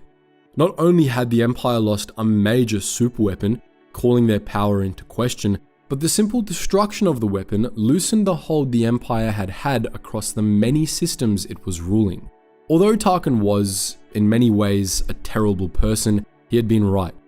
Fear was the most effective way for the Empire to control its citizens, and with it diminished, the citizens of the galaxy joined the Alliance in open revolt. Thousands of star systems joined the Alliance. In response, the Empire escalated things further, brutally occupying worlds it had mostly left alone up until that point. All across the galaxy, the Civil War intensified, with conflicts breaking out more frequently and with more violence. Vader also became obsessed with finding the pilot who had destroyed the Death Star. On his orders, most likely, the Empire launched multiple raids against the Yavin 4 rebel base. For the most part, these raids seemed to be scouting passes rather than active attacks. The rebels, however, soon grew wary of the constant harassment and decided to relocate. But before they could do so, however, the Imperials had the chance for one final raid. Unlike the ones that had come before, this was a heavy assault strike, during which General Jan Dodona, the mastermind behind the rebels' victory in the Battle of Yavin, was unable to escape and was taken into Imperial custody. The Empire attempted to prevent the rebels from escaping, but poor planning caused a serious accident among friendly ships, and the last of the Alliance fleet was able to escape the system and vanish into the Outer Rim. Thus, a few months after the Battle of Yavin, the Alliance abandoned their base on the Forest Moon in favor of the frozen hellscape of Hoth. Here, they would find some brief respite, but it was only a matter of time before the Empires found them and brought the fight to the Rebels' doorstep once more. A less fortunate consequence for the Rebel Alliance was the Empire's decision to increase mass production of the TIE/Iron Interceptor line, a variant of the TIE fighter that was superior to the standard model in almost every aspect. This resulted in Alliance pilots having a more difficult time in future battles. With more Executor-class Star Dreadnoughts on the production line and thousands of new soldiers advancing through the military courses at the Imperial Academy, the Empire really ramped up their war effort. In short, as a result of the Battle of Yavin, the Civil War got uglier. The Battle of Yavin represented the moment the Rebel Alliance went from a minor nuisance to the Galactic Empire to a major threat. Civil war and revolution spread across thousands of star systems, and in retaliation, the Empire's fist came down harder and bloodier than ever before. In recognition of the fact that this was the true turning point in the war, 25 years later, the New Republic Historical Council decided to use the Battle of Yavin as a reference point for a new calendar. Initially, after the Battle of Endor, the new calendar had set Year Zero as the year Emperor Palpatine was defeated, but the Historical Council devised a new system that used the Battle of Yavin as the point of reference moving forward. Thus, the new calendar was born, and all events in galactic history were thence referred to as BBY or ABY, or before the Battle of Yavin or after the Battle of Yavin. Even though the tides had begun to turn in the Alliance's favour, the war was far from won. Following the Battle of Yavin, there would be several bloody battles as the war escalated. Thousands of rebel soldiers would die and thousands more worlds would suffer as the Empire tightened its iron fist on the galaxy. In today's video, we'll be picking up the story a few years after the Battle of Yavin and following along as the Alliance weathered Imperial assaults, won the most critical battle of the Galactic Civil War on Endor, then continued fighting its way through the remainder of the galaxy, seeking to cleanse the remnants of the Empire. Because, as we'll learn today, a war isn't determined by a single critical battle. If anything, after the rebels' victory at Endor, the Galactic Civil War only got more intense as they attempted to clean up what was left of the Empire. But let's not get too far ahead of ourselves. For now, let's go back to the rebel base on Yavin, where things were looking pretty dismal for the Alliance. After the Battle of Yavin, the Alliance was forced to relocate. Many other locations were considered and one was even attempted. The Alliance relocated to the graveyard world of Boz Pity, which some of you may recognize from our many videos about the Outer Rim siege there. During the Clone Wars, the Separatists had successfully established a base on the desolate world and used it as a staging ground for their attacks on Republic-controlled worlds in the sector. But in the case of the Alliance, their base was quickly discovered and destroyed. Instead, they found a better alternative proposed by Luke Skywalker himself, Hoth. For the most part, we doubt Hoth needs much introduction. Located far out in the Outer Rim territories along the Ison Corridor, Hoth was as hospitable a place as our own Antarctica. It was a desert planet covered in endless swaths of snow and ice, with very little life that could survive in those infernal conditions. The Anowat sector it was located in was remote even by Outer Rim standards. Really, the planet's only claim to fame is the fact that the Alliance picked it to set up a new base after the Yavin base was abandoned. Most likely, Hoth was selected because of how remote it was, which, by default, meant it was also far away from Imperial influence. It certainly seemed to help, as it took the Empire 3 years to track the rebels down. But when they finally did, all hell broke loose on the frozen wasteland. The new facility on Hoth was called Echo Base, and it took the Alliance approximately 2 years to complete its construction. Given Hoth's harsh environment, the only sane way to construct anything on the planet was to build it into the side of a mountain and allow the stone to protect against the harsh winds and inclement weather. The rebels, having at least some sense, did just that, digging into a mountain range and hollowing it out to create a base within, with large bay doors on the north and south faces. Echo Base had a large hangar, a well-supplied medical facility, a command center, and all the defense systems you'd expect. Static anti-infantry, vehicle emplacements, defense trenches along the perimeter, planetary comscan units, shields, and more. At its peak, the base hosted 7,500 combat and command personnel, 120 droids, and 350 medical personnel. As part of their defenses, Alliance troops patrolled the base mounted on snow speeders and tauntauns, which were bipedal caprine creatures native to the planet. Other buildings had been erected outside of the base to offer additional protection. A Rebel Alliance fortress, other military buildings, and a defense bunker were connected to the base through tunnels. Additional support was offered around the perimeter by scout posts named Echo Stations, which formed a network of information transmission. All in all, we can safely say the rebels tried their best to set up a well-defended and hidden base. Unfortunately, or perhaps inevitably, they were found. Naturally, the Empire hadn't stopped searching for the new rebel base. In an incredibly ironic but fitting twist of fate, an Imperial unit had actually stumbled upon Echo Base during an unrelated mission to Hoth. The Imperials attacked but were so unprepared and outnumbered that the rebels crushed them easily, leaving only a handful of Imperial survivors. These troopers attempted to report their findings, but their commanding officer, General Nevar, deleted these reports because they showcased his utter incompetence. By covering his ass, Nevar bought the rebels a little more time to prepare for their inevitable discovery. According to the 2001 game Star Wars Galactic Battlegrounds, the Empire learned of the base's location during a raid on Zaloris City, the capital planet of Zaloris, in which Imperial forces came upon a minor Rebel Alliance base. Zaloris had been preparing to secede from the Galactic Empire, and the rebels were naturally keen to support their efforts. The base wasn't prepared for Darth Vader, however, and it was quickly destroyed. Thanks to intel they found in its archives, the Imps were able to narrow down their base location to the general vicinity of the Elrud system in the Outer Rim. Following this discovery, Death Squadron, Lord Vader's personal fleet group, began deploying Viper probe droids via hyperspace pods to planets across the western reaches in the rough vicinity of the Elrud system, as seen at the start of The Empire Strikes Back, one of which happened to land on Hoth. The rebels didn't take long to discover and engage the probe droid. Han Solo and Chewbacca went out to investigate rogue radio transmissions near the shield generator, running into the droid in the process. The probe then self-destructed after notifying the Empire of its discovery, which turned out to be the evidence the Empire needed to locate the new rebel base. Initially, the commander of Death Squadron, Admiral Kendall Ozzel, thought the probe droid had only found a smuggler's base. Unluckily for the rebels, Vader didn't agree with his assessment and sent for Grand General Malkor Brashin and his talented second-in-command, General Bren Tantor, to oversee the assault. Soon after, Vader and Death Squadron arrived in the system, jumping out of hyperspace under the cover of a meteor shower, which made detecting them difficult.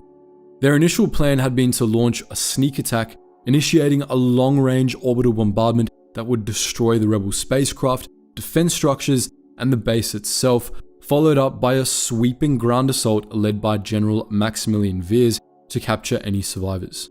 If the Imperials had gone ahead with this plan, it would have probably been a resounding success. However, Imperial soldiers, especially those in command, were often less keen on serving the Empire and more keen on serving their own interests. On that note, Admiral Ozzel hatched his own plan to catch the rebels by surprise. He led his fleet to exit hyperspace near the star system, which backfired horrendously. Without the cover of the meteors, the rebels' early warning sensors detected his incoming ships, activating the planetary shield generator near Echo Base and thus cutting off any hopes of an aerial bombardment. Seeing their plan falling apart, Veers notified Darth Vader of the developments. The Sith Lord realized their only recourse was to send a ground assault team down to the planet's surface, where they could march on Echo Base and deactivate the shield generator. Before he left with them, however, Vader was sure to reward Admiral Ozzel's initiative with a rather fatal force choke before promoting his chief fleet captain, Firmus Piet, to the rank of Admiral to replace Ozzel. According to Vader's new plan of action, Major General Veers was to land close to the energy shield's field and lead a ground assault to take out their power generator, thus killing the energy shield. Meanwhile, he and his Death Squadron would set up a blockade to prevent any rebel ships from fleeing. Tantor would be in charge of the entire operation, coordinating forces both in orbit and on the surface according to Veers' instructions.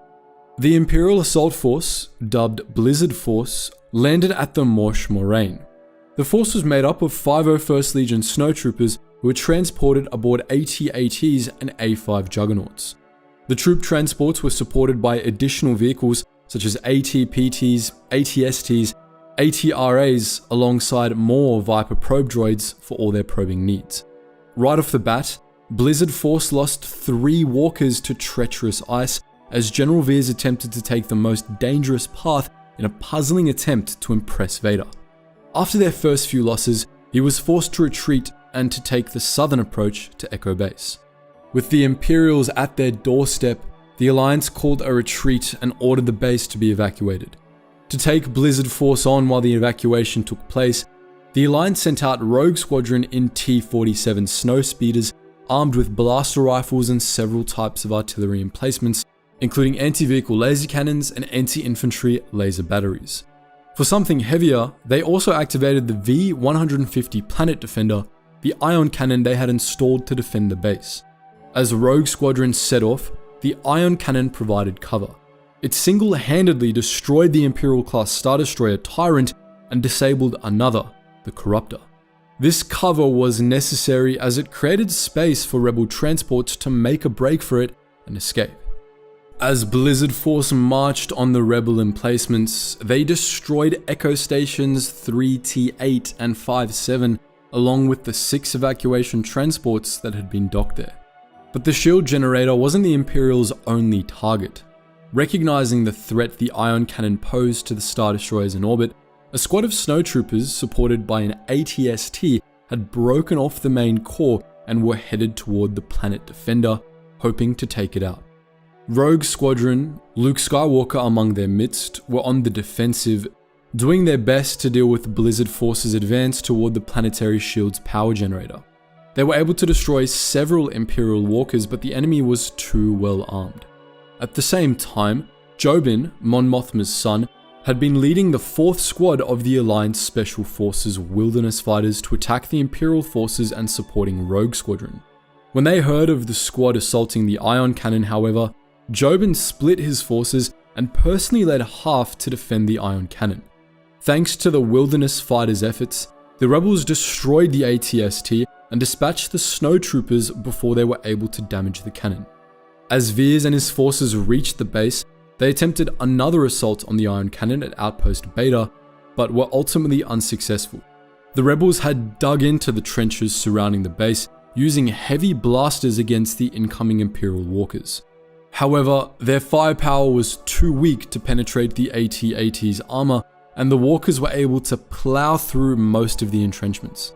Skywalker had more luck, using an improvised strategy to down 2 walkers alone, but things weren't looking good for the Alliance. Most rebel soldiers in the trenches lay dead, dying, or had been taken captive by the enemy. With their forces thinning out rapidly, a retreat was called.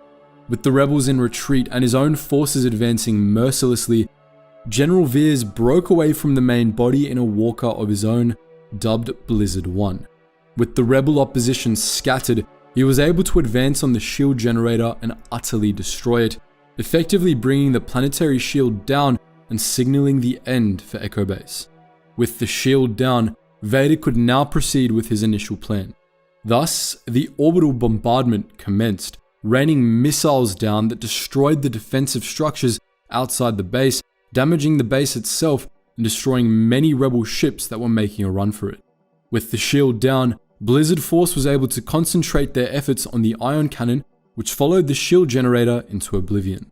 The only small mercy was that they weren't quick enough to prevent the cannon from providing cover for several retreating rebel ships.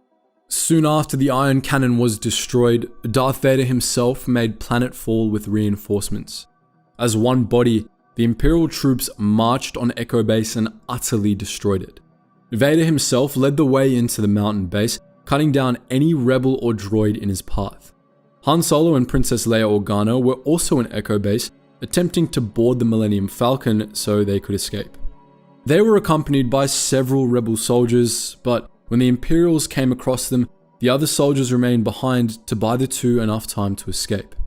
This was the case with many other rebel troops, many of whom chose to stay behind and fight the Imperials to the death in order to buy time for their comrades to escape.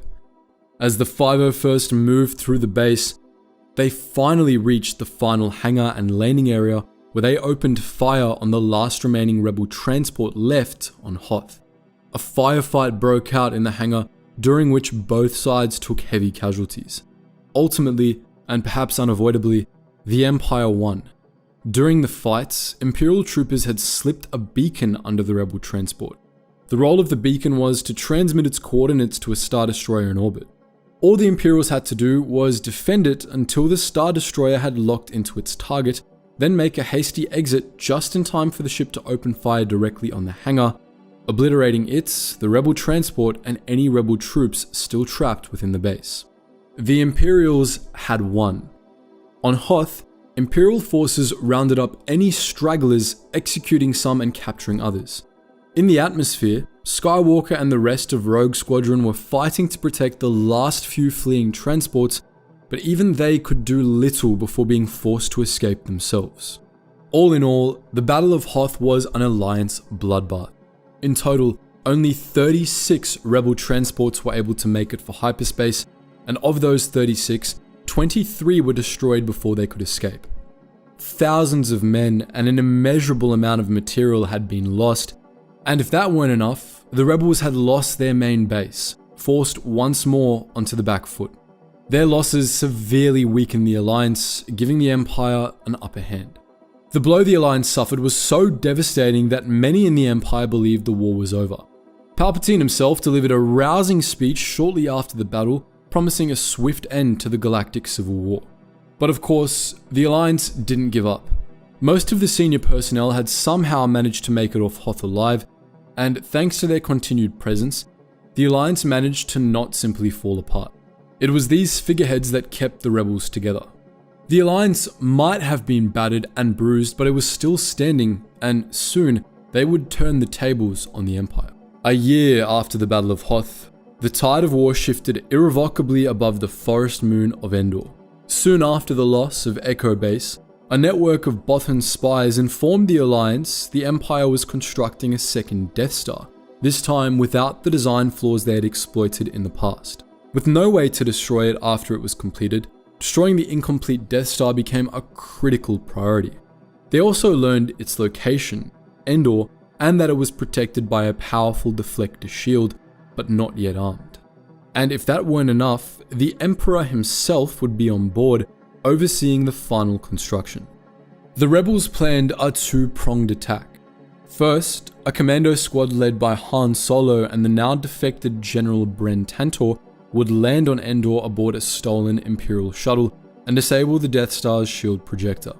Then, the Alliance fleet would be able to attack the Death Star directly and destroy it. The plan began with a rebel attack on Imperial forces near Selast in a bid to draw Imperial ships away from Endor. However, Palpatine had anticipated this move and had prepared the Imperial fleet to remain close to Endor, where they would defend the Death Star rather than attack the rebel fleet. It was a trap. What the rebels didn't know was that the Death Star's primary weapon systems were already operational. Defending it were Darth Vader's personal fleet, the Death Squadron, and over 30 Star Destroyers, which remained mostly hidden. The plan was to crush the rebel fleet at Endor, then take Mon Cala and Chandrila, which would be the first worlds destroyed by the second Death Star. To keep things brief, there were three major components to the Battle of Endor: the ground assaults, the naval theater, and the final battle between Luke Skywalker, Darth Vader, and Emperor Palpatine. Following their plan, Solo led a team down to Endor aboard the Tidarium, a stolen Imperial shuttle. Renegade Squadron also slipped past the planetary shield and made planetfall. As Solo and his team traversed the jungle toward the Imperial bunker, they encountered scout troopers but were able to dispatch them before they alerted the Imperial garrison. Along the way, the rebels encountered the Ewoks, the native people of Endor. Although they were initially met with hostility, they were able to befriend the Ewoks and were accepted into their tribe. Being local, the Ewoks also knew the fastest way to the generator. At this point, the rebels had made camp in the Ewok village and were planning to set out at dawn.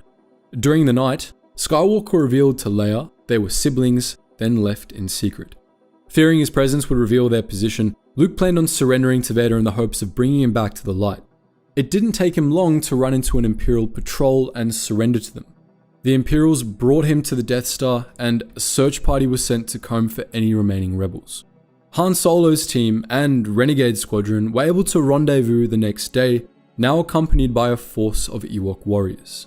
With one Ewok causing a diversion, the rest of the rebels were able to take out the remaining scout troopers guarding a secret entrance to the Imperial bunker. However, they were ambushed inside by another contingent of Imperials who forced them out of the bunker and into the line of sight of hundreds of stormtroopers and walkers. Facing down this insurmountable force, they were saved by the Ewoks who sprung out of the trees to their rescue and Renegade Squadron. Eventually, however, the Ewoks were forced back and decimated by the heavy assault. After considerable effort, the battle in the jungle turned in the rebels' favor. Meanwhile, Solo and his team used the codes in a stolen Imperial walker to convince the Imperials within the bunker to send out reinforcements, claiming they were winning and needed support to rout the rebels. When those reinforcements came out, however, they were easily overwhelmed. Now inside the bunker, the rebels were able to clear it of lingering personnel, then rigged it to explode. With the Imperial bunker gone, the deflector shield protecting the Death Star also came down, opening the way for the Rebels' second phase, the naval assault. Above Endor, the Alliance began their assault when the Rebels had first arrived at the bunker. The shield protecting the Death Star was still active but undetectable, causing some pilots to destroy themselves on it. When they realized they had an impenetrable force field ahead of them and Death Squadron came up behind them, the Alliance realized they had fallen for the Emperor's trap. First, TIE fighters and interceptors swarmed the Rebel fleet, taking out some smaller warships. Bombers followed, which pushed the Alliance into action. The bombers had to be destroyed before they reached their capital ships. Even though their squadrons neutralized the bombers, many frigates were still damaged. And all this time, Death Squadron's 30 or so Star Destroyers remained at a safe distance, watching, waiting. The reason became quickly clear when, to the shock and horror of the Rebels, the Death Star activated the super laser they had believed inoperable and destroyed the Liberty. Despite the initial panic this caused, the Rebels quickly mustered themselves and attacked the Imperial fleet head-on, hoping their proximity to the Star Destroyers would force the Death Star to limit its fire. Soon, the two fleets were engaged little more than a few hundred meters apart. The Rebel fleet lost several ships, but they were able to take out 2 Star Destroyers in the process. Outnumbered and trapped, the Rebel fleet fought on. This was their only chance to destroy the Death Star, and they couldn't waste it. A plan was formed. The Rebels' new target became the battle cruiser Pride of Tarlandia, which was the Empire's main communication ship. It was responsible for jamming the Alliance's comms, but also for enabling Imperial communication. With it destroyed, not only did the Alliance regain the ability to coordinate, but the Empire lost theirs. Once word reached them that the shield generator had been destroyed, they moved in on the battle station's main reactor. Red and Gold squadrons led the way into the superstructure, with the Millennium Falcon following behind. Once the fighters had entered, they split up, forcing the TIE fighters that had been in pursuit to split up, leaving the Falcon mostly unmolested. Outside the superstructure, the fleet continued harassing Death Squadron, hoping to keep them away from their target. This part of the battle saw many important ships destroyed on both sides, including the Executor, Darth Vader's personal command ship. Now, if the shield generator were ever to be destroyed, the Death Star crew had orders to reorient the station and obliterate Endor. While the station began moving into its new position, the Millennium Falcon sped toward its reactor and, with the help of 2 well-aimed proton torpedoes, the second Death Star was no more. What most didn't know at the time was that the assassin droid IG-88 had long since melded his consciousness with the Death Star. In setting up for a droid uprising, he subtly sabotaged the Imperial's efforts, causing the Death Star to miss when engaging the Rebels. In a particularly ironic twist of fate, the Empire also benefited from the Rebels destroying the Death Star. If it had been completed, IG-88 would have taken full control over it and turned it on their organic masters. But there was one final element to the Empire's defeat at Endor, and in many ways, this was their true defeat. The final part was Luke Skywalker's self-imposed mission to redeem Darth Vader. We've spoken before about how Luke being able to bring his father back to the light against all predictions spat in the face of destiny. Although he was alone, Luke single-handedly brought about the demise of the Sith. By redeeming Anakin Skywalker, the two were finally able to defeat Darth Sidious. By all accounts, the Emperor himself was dead. With the Death Star destroyed and their leadership decapitated, the surviving Imperial forces were left in disarray. They retreated deep into Imperial space, leaving the Alliance wounded, but triumphant. Across the galaxy, thousands of worlds erupted into celebration. The war wasn't over, but the Emperor was dead. The Empire had lost much of its upper leadership, and many Imperial worlds saw a chance to be free.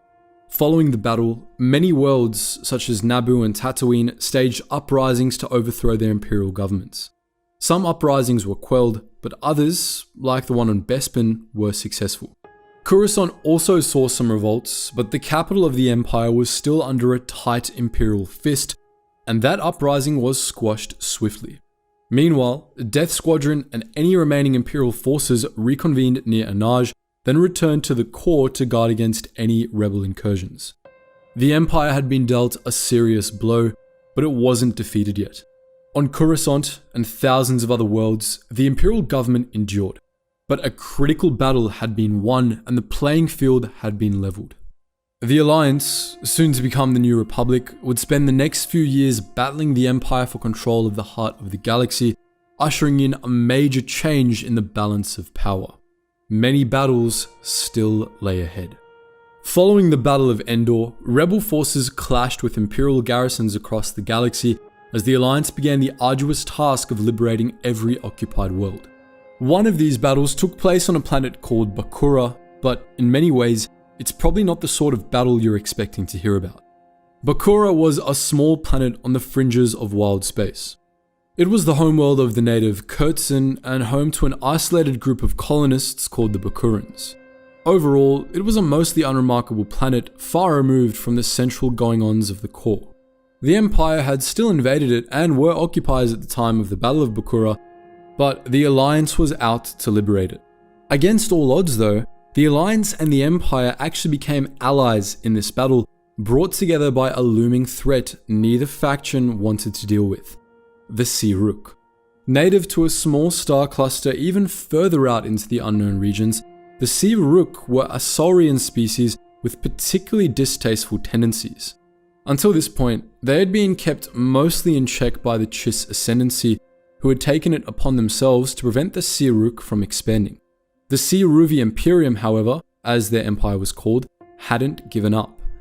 Around 4 ABY, the Sea-Rook turned their gazes coreward, and the first planet in their path just so happened to be the unfortunate world of Bakura. Both the Alliance and the Empire were determined to stop the Sea-Rook before they pushed too deep, primarily because they were concerned it would cause widespread panic, and rightfully so. In case you've never heard of the Sea-Rook before, they were a species heavily reliant on droids. To power those droids and their ships, they used a process called entrenchment, or in layman's terms, sucking the life out of living beings and using it as fuel. This wasn't something either side was keen on dealing with. The battle we'll be discussing today is the third Battle of Bakura. Before this point, the Sea-Rook had made other attempts at taking the planet and had been repelled but not defeated, and so, for once, political differences were set aside, and the Empire and the Alliance teamed up to defend the galaxy from this alien incursion. Representing the Alliance was Commander Luke Skywalker, with Leia Organa and Han Solo as backup, and representing the Empire was Commander Peter Thanas. In one of the unlikeliest of teams, the two factions coordinated their military assets, melding ships and troops into mixed units quite effectively. In a short time, the joint forces had built up a rather effective defense grid around Bakura. Despite the mutual goal, however, politics weren't completely set aside.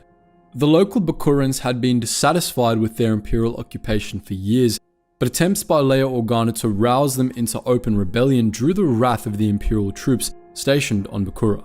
Although a treaty was signed calling for a cessation of hostilities, the hostilities didn't cease.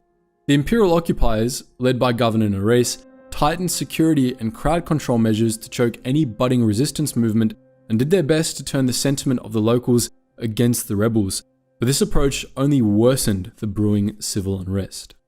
After their initial attack had been repelled, the Sea-Rook pulled back to just beyond the grid and began plans to capture and intact Luke Skywalker. To this end, they made a deal with Governor Nerys. If he handed them Skywalker, they would withdraw.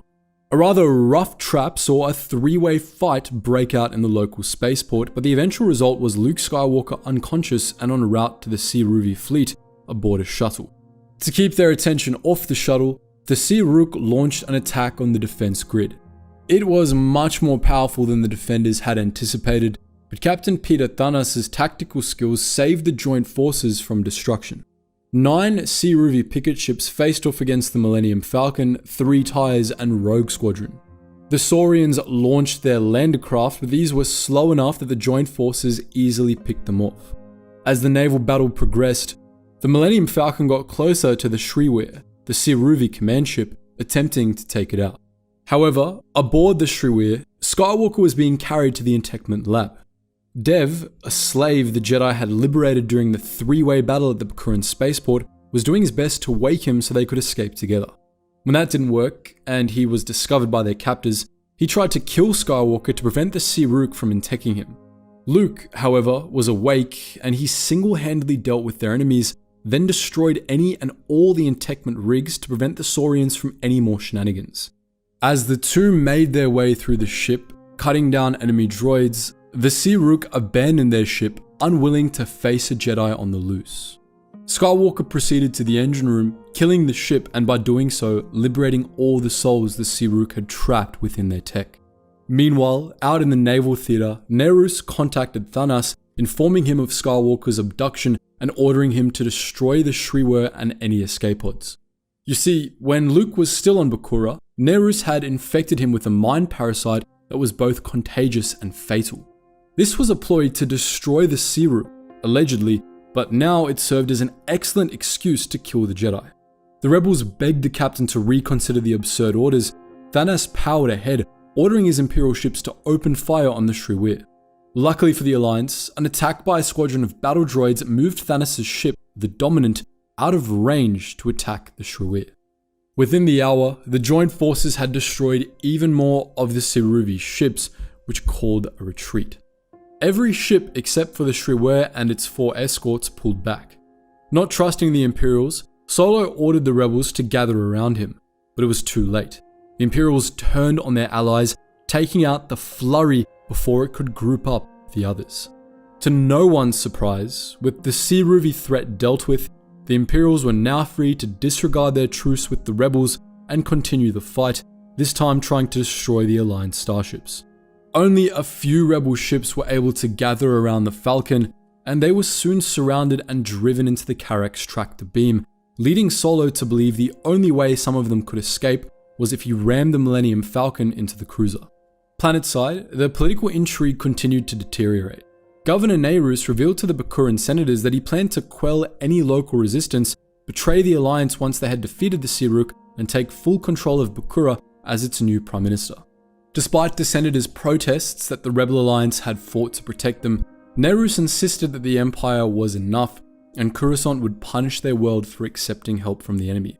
He also reminded them Bakura had benefited from being a member of the Empire. What Nerus didn't know was that, out in the city, an illegal protest had begun to gather. With most Imperial forces occupied with the battle above, the Bakuran resistance was able to easily overpower his stormtrooper guards and storm the building, capturing Nerus. They were also able to infiltrate the Imperial military base and seize control of it. While the resistance was liberating their world of Imperial occupation above the planet, the battle was coming slowly to a close. Aboard the Shriwur, Skywalker and Dev managed to use the ion cannon to destroy one of the 4 escort ships protecting the command ship. After Skywalker dealt with the last remaining crew members, Solo, Organa and Chewbacca boarded the vessel and evacuated him. After his rescue, Luke reached out and made telepathic contact with Thanos. Amazingly enough, he was able to convince the Imperial captain to stand down. Recognizing the dishonor of his commander's orders, Thanos agreed to send a medical team for Luke, and Dev surrendered himself and his flagship, the Dominant, into Alliance custody in exchange for his men being allowed to return home. With the Siruvi threat neutralized and Bakura liberated from its Imperial shackles, the third and final battle of Bakura was over. With it, the Alliance to restore the Republic was reorganized into the Alliance of Free Planets, a precursor to the New Republic, and Bakura was one of the first worlds to join it. The road to galactic liberation and the restoration of the Republic was hard, but it was well underway. 1 month after the Battle of Endor in 4 ABY, Mon Mothma issued a declaration of a new Republic. With this document, the Alliance to restore the Republic had officially morphed into the New Republic, a successor to the old. As a government, it had its head of state, a new constitutional charter, and everything you would expect of a budding galactic power. And as we mentioned earlier, the New Republic was eager to continue liberating worlds coreward. As part of its campaign to control the Inner Rim, the New Republic fought once more against the Galactic Empire, this time on the planet Mindor. Mindor, also known as Tasban 1, was a planet in the Tasban sector of the Inner Rim. The world itself was fairly unassuming, but it wasn't Mindor the New Republic wanted, but Chronologised. But let's back up a moment. Following the death of Emperor Palpatine, many of his royal guards teamed up with the former intelligence agent and dark Jedi, Chronologised. He was better known as Lord Shadowspawn, and together with the Emperor's guards, he took over the Inner Rim and committed acts so awful even Anakin Skywalker would have blushed. To name a few, his repertoire included piracy, terrorism, and wholesale slaughter against any world that supported the New Republic. He had expanded his debauchery into the Mid-Rim as well, kidnapping some, killing most, and otherwise terrorizing the galaxy. And as you might have guessed, he was headquartered on Mindor. Initially, due to the carnage left behind by these incursions, it was thought Lord Shadowspawn simply killed everyone he came across. Unfortunately for them, he didn't. He would bring them back to Mindor, where they were sent to his sorting centers. There were camps where Shadowspawn's servants would select Force sensitives among his captives, then turn them into pawns. And believe us, the term wasn't a cute nickname. This was the nickname given to Shadowspawn's handpicked agents during his campaign against the New Republic. To turn a captive into a pawn, his servants implanted melt-massive crystals into their brain.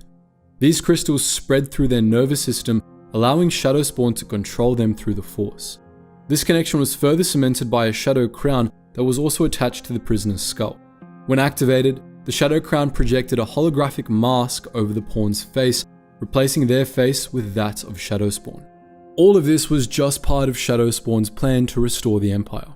He hoped that, with his pawns and the help of the Emperor's royal guard, he could eradicate the budding New Republic and reclaim the galaxy for the Sith. To this end, he declared himself the new Galactic Emperor. Quite understandably, the New Republic felt like they had to take action. Thus, they launched what is known as the Chrono Campaign, a campaign focused on bringing Chrono down and ending his reign of terror. General Luke Skywalker was appointed the head of this campaign, and he led New Republic forces through a series of bloody and protracted battles through the Inner Rim, trying to reclaim them from Shadowspawn's control. But Shadowspawn was ready for him. It had been foretold that he would face one single obstacle of note, and he interpreted the prophecy to mean Skywalker. So he awaited their confrontation with anticipation and, as all Sith tend to do, laid a trap for the Jedi. When Skywalker and his forces eventually made their way to Mindor, Shadowspawn was waiting for them. Despite his lack of capital ships, Shadowspawn was able to launch over 1,000 TIEs to harass the Rapid Response Task Force. On Mindor itself, his ground troops were entrenched in a series of fortified pockets across the surface, forcing Republic assault teams to take them on one at a time. All of this was intentional. Mindor had been specially selected because it was surrounded with debris from the Big Crush, an event that saw one of the planets in the Tasman system destroyed in 1 ABY just a few years previously. This debris field formed a cloak of randomly moving rocks and meteors that made traversing it incredibly dangerous for larger ships. TIEs were excellent at maneuvering through them, but the New Republic had only two options: deploy only starfighters and hope they could do enough, or drive the entire fleet through the debris field, brute forcing their way through to low orbit from where they could bombard the base. When planning their assaults, the Republic's #1 priority was utterly wiping out Shadowspawn and his forces. The fear was that, should even a handful survive, they would go on to create more pockets of opposition, forcing the Republic into even more conflicts scattered throughout the galaxy. With that priority in mind, plan became clear. The flagship Justice would lead the Rapid Response Task Force, exiting hyperspace near Mindor, then using microjumps to enter the debris field. Once there, it would deploy CC-7700/E interdiction cruisers to prevent any ships from escaping into hyperspace, trapping Shadowspawn's forces. When the Republic's ships arrived above the world, Shadowspawn sent a wave of TIEs out to greet them, resulting in a small skirmish. That ended when a seemingly unarmed shuttle approached, hailing the Justice. The shuttle alleged that Shadowspawn himself was aboard and wanted to negotiate a ceasefire. Predictably, of course, this was a trap. The shuttle was actually carrying a gravity bomb that went off so close to the Justice, it tore the ship apart. But that wasn't all. Shadowspawn's forces had hidden other gravity mines along the debris, and when these were activated, they severely damaged the Republic ships and destroyed the interdiction field. With Republic forces in disarray, Shadowspawn's remaining forces launched from the asteroids further out from the planet, essentially trapping the Republic ships between Mindor and themselves. For days, waves of TIE fighters were thrown at Republic forces, totaling over 1,000. Despite the absurd number of TIEs harassing them, the 23rd Combat Starfighter Wing was able to form a defensive perimeter around their command ship. Captain Turosk, who had taken command after the loss of the Justice, had organized the Republic response. His troops were employing repulsors and gravity wells to gather debris into piles, clearing a path for his ships to escape into hyperspace. Thankfully, Captain Lando Calrissian arrived with reinforcements, which even included a team of Mandalorians. One minor side effect of their debris clearing was that, with large chunks of debris falling into Tasban, the system's star, radiation spewed into the system, rendering many electronic devices useless. The Republic took advantage of this by using the planet as a shield while allowing the radiation to deactivate any remaining gravity mines. But that was only the naval theater. On the ground, Skywalker had been captured by Shadowspawn. He, Solo, and Leia Organa were able to defeat him, although they learned that Shadowspawn was nothing more than an illusion Chronal had created. With their ships closer to Mindor, the Republic landed their forces planetside where they could march on the weapons protecting Shadowspawn's fortress. Their aim was to destroy the gravity gun, but what they didn't realize was that this had been yet another part of the Dark Jedi's plan. With Republic forces all gathered in one place, Chronal activated the gravity stations he had buried under Shadow Base, raising the fortress into the sky from where his forces could deploy the gravity gun with devastating effect. Calrissian retreated, fearing the planet would be torn asunder. After surrounding the flying fortress, the captain put a desperate plan into effect. He used the gravity well projectors on his interdiction cruisers and sent the Imperial gravity bombs back at Shadow Base. Chronal, meanwhile, fled the system in an escape craft. But before he jumped to hyperspace, however, he used his mind control link to command his forces into kamikaze-style suicide runs. All around Mindor, TIE pilots crashed their fighters into any Republic ship, trying to deal as much damage as possible. But Chronal fleeing didn't save him. In Shadow Base, Luke Skywalker encountered a man by the name of Kar Vastor, who was yet another pawn of Chronal. Using the connection Chronal had forcibly created between himself and Vastor, Luke was able to reach through the Force to Chronal himself and destroy him. With Chronal dead, the Imperials under his control were freed and immediately surrendered. Sadly though, it was soon discovered that Chronal had embedded a dead man switch in the Crowns and Melt Massive Crystal networks. With his death, all his troops followed swiftly, leading to the near instant death of 50,000 or so innocent people. With no opposition, the Republic took any survivors, cleared a path to hyperspace and escaped the system, which imploded behind them. But the loss of life on Mindor was so traumatic for Skywalker that, 6 months later, he returned from the military to focus on restoring the Jedi Order and preserving life.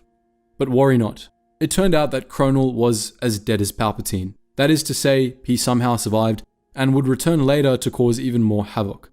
But that's a story for another day. The last battle we'll take a look at today is one of the most important moments in the New Republic's early history, the liberation of Coruscant. As we mentioned earlier, the Alliance's victory at the Battle of Endor in 4 ABY may have decapitated the Empire's leadership, but that didn't automatically destroy the Empire itself. Palpatine might have been the Emperor, but there were many legislative and administrative systems in place that could function without him. If anything, with the loss of the Emperor, many Imperial officials took the chance to accrue additional power. Even with the loss of the Emperor, the Imperial government on Coruscant still functioned, and it was determined to retain control of the Galactic Empire and its territory. We briefly mentioned the uprising on Coruscant following the Alliance's victory at Endor. At the time, billions of Coruscanti citizens took to the streets, celebrating the death of the Emperor. The uprising soon turned violent, with armed members springing primarily out of the oppressed non-human sectors to take on the Imperial forces stationed planetside. Patrols were attacked, statues of the Emperor were desecrated. Faced with an enormous, violent and jubilant riot, the government authorized a brutal crackdown on the population and gave carte blanche to the local military forces to quash the rebellions by any means necessary. The death toll was unimaginable, but the Empire managed to wrest control of its capital back. Naturally, Coruscant was a priority target for the newly established New Republic. Not only was it the heart of the lingering Imperial government, but it was also the historic heart of the Republic. Taking it would be dealing a death blow to an organized Imperial opposition and retaking the symbol of the Republic. After Endor, retaking it became a priority, although the New Republic was aware it had to be careful. In the first 6 months after Endor, New Republic agents destroyed several Coruscanti holonet installations, disrupting communication between the central government and Imperial garrisons across the galaxy. As a result, many high-ranking Imperials out in the galaxy became warlords operating under their own authority and seizing their fleets and sectors for themselves. Meanwhile on Coruscant, the higher echelons of Palpatine's government were vying for power, sabotaging one another in a bid to become the new Emperor. In 5 ABY, these power struggles saw Imperial Intelligence Director Yusan Issad assume control of Imperial Center, though her reign was brief and full of struggle. She only had one claim to fame, but we'll get to that in a moment. In 6.5 ABY, Rogue Squadron, led by Captain Wedge Antilles, was sent on a secret mission to Coruscant. The undercover rebel agents were to infiltrate the Eucumenopolis and sabotage the planet's shield generator. To that end, the operatives hijacked a construction droid, then rode it to a nearby command center. Once there, they redirected one of the planet's orbital mirrors and used the intense light it reflected to evaporate large quantities of water out of a reservoir. The resulting sharp rise in humidity led to an electrical storm which frazzled the planetary shields. With the shields down, a New Republic fleet commanded by Admiral Jial Akbar himself could enter the system and liberate Coruscant in the name of the New Republic.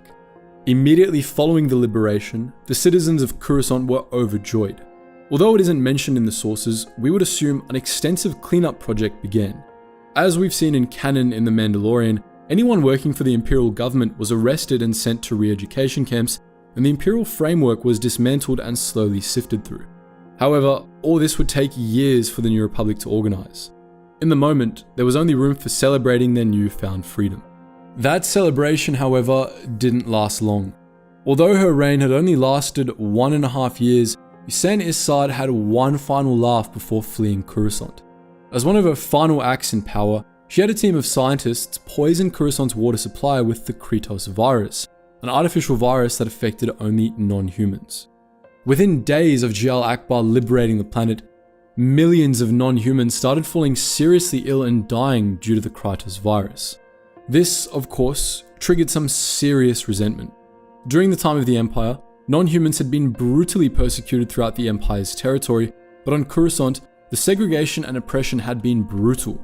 Non-humans were treated as less than even second-class citizens and corralled into alien-only sectors little better than ghettos. With that still fresh on the non-human Coruscanti's eyes, the outbreak of a virus their human compatriots were immune to felt less like a coincidence and more like a targeted attack, which it naturally was, but not by the New Republic. Although Issad had fled, she had left a mess behind her, just as intended. The liberation of Coruscant was quickly tainted by rising civil unrest between human and non-human species of the world. To add insult to injury, when she had made her escape aboard the Lusankya, the resulting devastation covered over 100 square miles of Coruscant's surface, killing millions instantly. Despite Rogue Squadron's best efforts, she was able to power through the planetary shields and escape the system for the planet Thifera.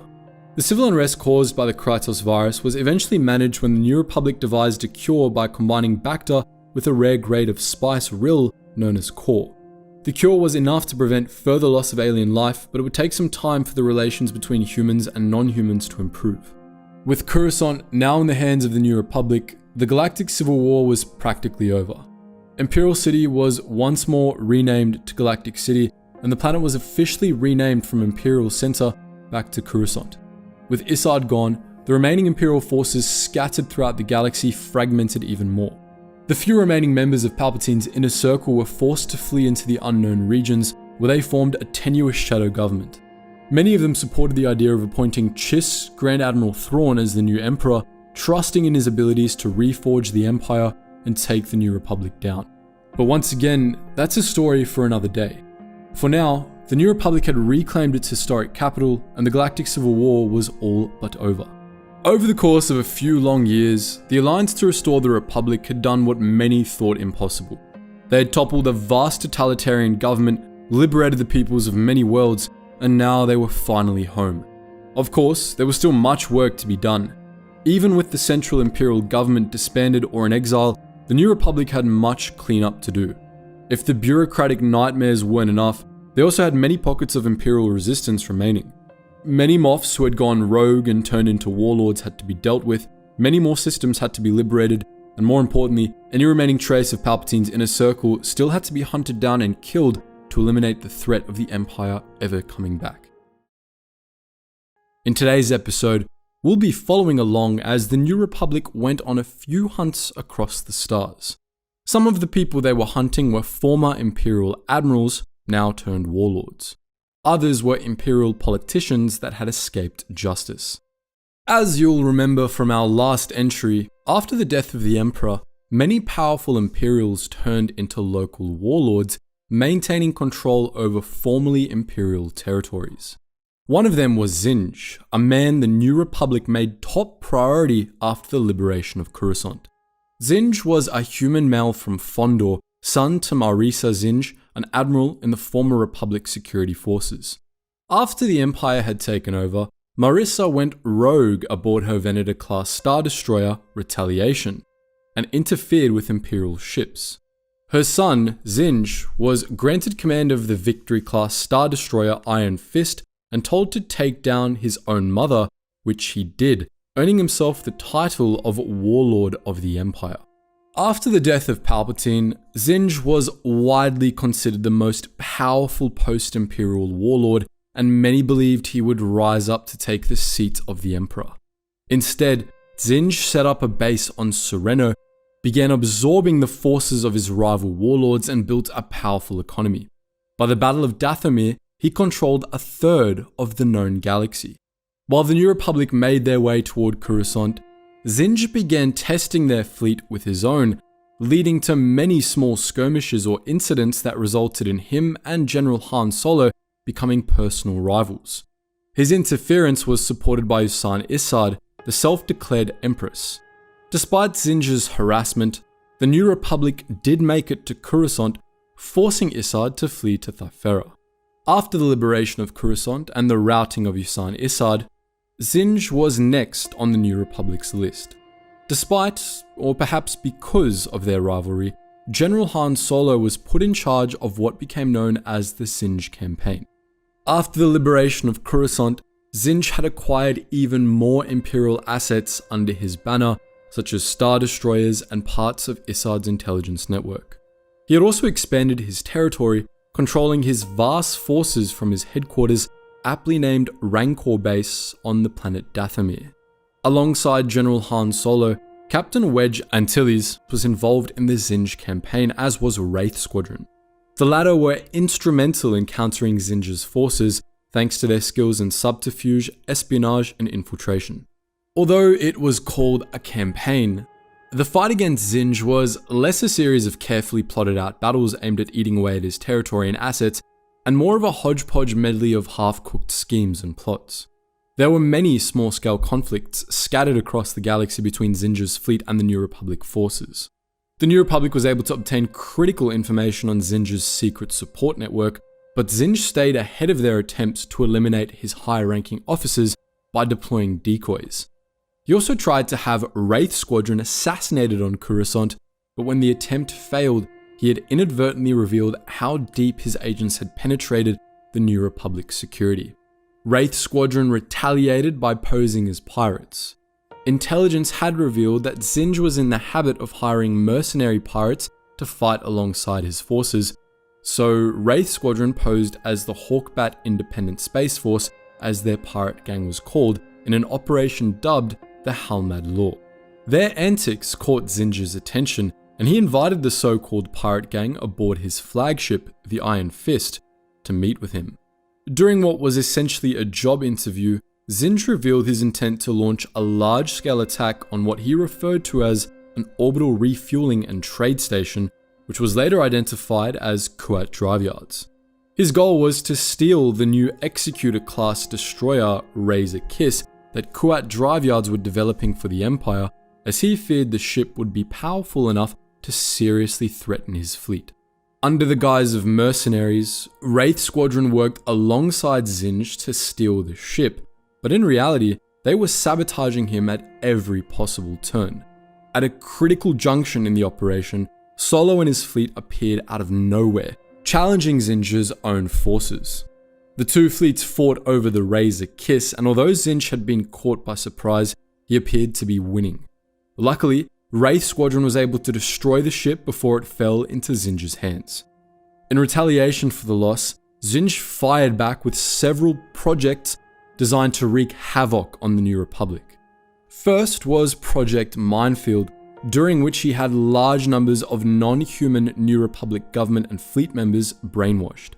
Project Funeral followed, and it saw many key operatives planted near the brainwashed officials. When these sleeper agents used the keyword to activate the brainwashing, the affected sowed chaos. In the aftermath, not only had several key New Republic government members been assassinated, but animosity had also spread between humans and non-humans, much like Isard had done before him. Another operation, Project Blunted Razor, used the debris of the Razor Kiss to prototype a new ship known as the Second Death. Solo and his team, meanwhile, were slowly getting the better of Zinj and his forces, pushing them back in many small conflicts. Zinj was doing his best to hold his forces together, but the financial and material cost of holding off the New Republic had taken a heavy toll on his empire, which had begun fraying at the edges. Moving forward, he set out 5 simple objectives to regain control. First, he needed to recover his flagship, which had been stolen during one of the clashes with the New Republic. Then, he had to save his secret support network from being dismantled. After that, all he had to do was kill Han Solo, retreat to his headquarters in Rancor Base, and devise a new genius plan to conquer the galaxy anew. Predictably, this easy 5-step plan didn't go as swimmingly as Zinj had hoped.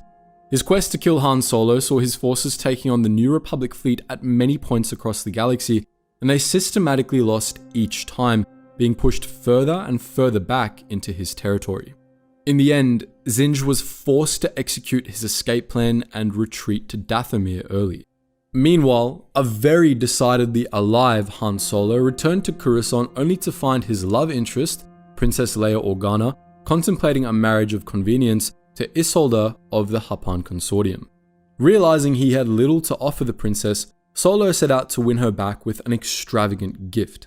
As one does, he won the entire planet of Dathomir in a game of Sabacc from Omog, the Drakmarian warlord, and it was this entire planet that he offered to Leia as a gift, suggesting it as a replacement for her homeworld of Alderaan, which now lay in pieces. This totally reasonable plan failed, however, when it was discovered that Dathomir really belonged to Zinj. In true Solo fashion, Han resigned as a general, kidnapped Leia, and brought her to Dathomir to take the planet back. From orbit, they spotted Zinj's shipyard and massive fleet, with one minor complication. They were spotted back. As Zinj's fleet fired on them, they were forced to crash land on Dathomir, where they were immediately confronted by the Night Sisters. A minor detail to note here is that, at this time, there was a conflict on Dathomir between the Night Sisters and the Force Witches of the Singing Mountain clan. Neither were on Zinj's side. Rather, this was an independent conflict happening while the Warlord was occupying most of the planet. Luke Skywalker, meanwhile, had followed Han and his sister to Dathomir and had watched as they crash landed on the surface. He followed them planetside, but was also captured by the Night Sisters and reunited with the other 2 prisoners. Knowing Han Solo was planetside, Zinj prepared to capture him from aboard his flagship in orbit. What few knew was that Zinj had set up a super weapon known as the Orbital Night Cloak, a series of satellites that, once deployed, would render any planet a dark, frozen wasteland devoid of life. Before starting negotiations, he activated the super weapon, which started darkening the skies of the planet. Once his threat was abundantly clear, he reached out to Gethzerion, the leader of the Night Sisters, and demanded she relinquish Solo to him. With the Night Cloak threatening them, Gethzerion agreed to hand Solo over in exchange for a shuttle that would allow her Night Sisters to escape Dathomir before it was too late. Zinj agreed to these terms and sent one of his officers, General Melvar, to meet her with 2 shuttles, one armed for himself and Solo, and one unarmed for the Night Sisters to leave. In a surprising betrayal, Gethzerion killed Melvar and stole the armed shuttle, making a break for orbit. Luckily for some parties, Luke Skywalker, who was nearby, was able to call on the Force more powerfully than ever before, besting the Night Sisters and managing to free Solo before they left in the shuttle. Skywalker, Organa, and Solo followed behind on board the Millennium Falcon, from where Skywalker continued using the Force to assist Zinja's fleet in destroying the fleeing Night Sister shuttle. However, once their common enemy was defeated, he turned his attention to the Night Cloak satellites, destroying them one by one and ending its threat before it could destroy Dathomir. With their brief alliance over, Zinj ordered his forces to destroy the Millennium Falcon. However, it was too late. From within the cockpit, Skywalker was able to sense Zinj through the Force and pointed out his flagship to Solo, who took the wheel and went straight for him. Dodging the fleet's efforts to destroy him, he fired off his last 2 concussion missiles, told Zinj to kiss his Wookiee over direct comlink before turning him into space dust, ending the warlord that would be Emperor. With Zinj dead, the Hapan fleet, led by Isolde, Leia's potential spouse, moved into Dathomir space and took out Zinj's shipyard from orbit. They also captured or destroyed many of the ships in his fleet. With Zinj gone and the Night Sisters dead, Han Solo relinquished Dathomir into the hands of the Force Witches, who soon brought their homeworld into the New Republic. But not everything was golden. Zinj had been the greatest threat to the New Republic for 4 years, but at the same time, he had also been an enemy to the Imperial remnants. With him gone, the Empire was once again free to turn their full attention to the New Republic. Worse still, those of Zinj's forces who had managed to survive the Battle of Dathomir, as it was later called, now had no leader. Directionless, they took to random terror attacks on the New Republic or joined the Empire. Some were taken in by independent warlords such as Teradok, who tried to take over planets in the Gondian Reach and declared himself the High Admiral of the Mid-Rim. Between the Empire and the New Republic, he lasted all of 2 seconds. As for Zinj's vast territory, the Empire took the western half, and the eastern half was controlled by the New Republic, including Kuat at long last. But this wasn't the end of the New Republic's cleanup campaign, not by a long shot. Between the liberation of Coruscant and the Battle of Dathomir, the New Republic kind of put its blinders on and put all its eggs into the Zinj campaign's basket. But that doesn't mean no other operations happened during this time, and one of them was particularly important despite its small scale. This was the Bacta War, which was kicked off by the liberation of Coruscant and ended in one more thorn being yoinked out of the New Republic side. Bacta was, as we're sure you all know already, an organic chemical substance that was used to heal wounds rapidly while preventing scar tissue formation. It was made by combining gelatinous red alazi and cayenne bacterial particles, and then the resulting fluid was mixed with a thick fluid known as embori.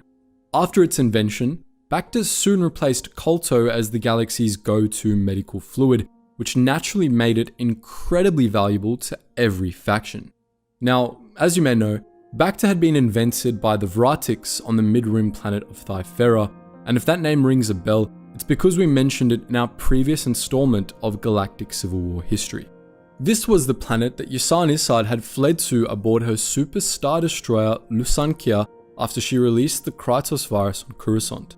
Alongside her flagship, she took a fleet of Imperial ships and flew to Thyfera, knowing that, by controlling the galaxy's supply of Bacta, she would have a significant upper hand in the Galactic Civil War. Thyfera was already not the most stable of planets at the time. The Zhugfra Corporation had just launched a planet-wide coup, which led to the Zaltan Corporation losing significant power.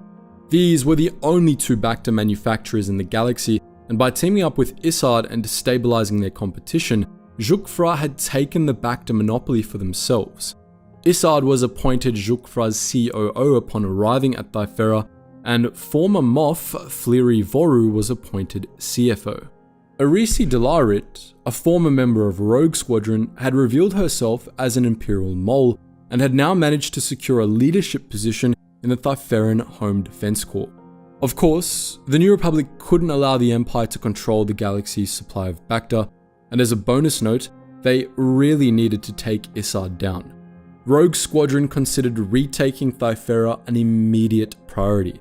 As a bonus, Koran Horn, a member of Rogue Squadron, also had a personal mission to rescue a prisoner he had once been imprisoned beside aboard the Lusankya, who was none other than the famed rebel general Jan Dodner.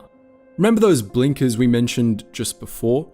Well, the New Republic was so focused on Zinj that they refused to authorize the mission to Thyfera, especially since all that had technically happened on the planet was a few new people getting high-ranking jobs in a corporation.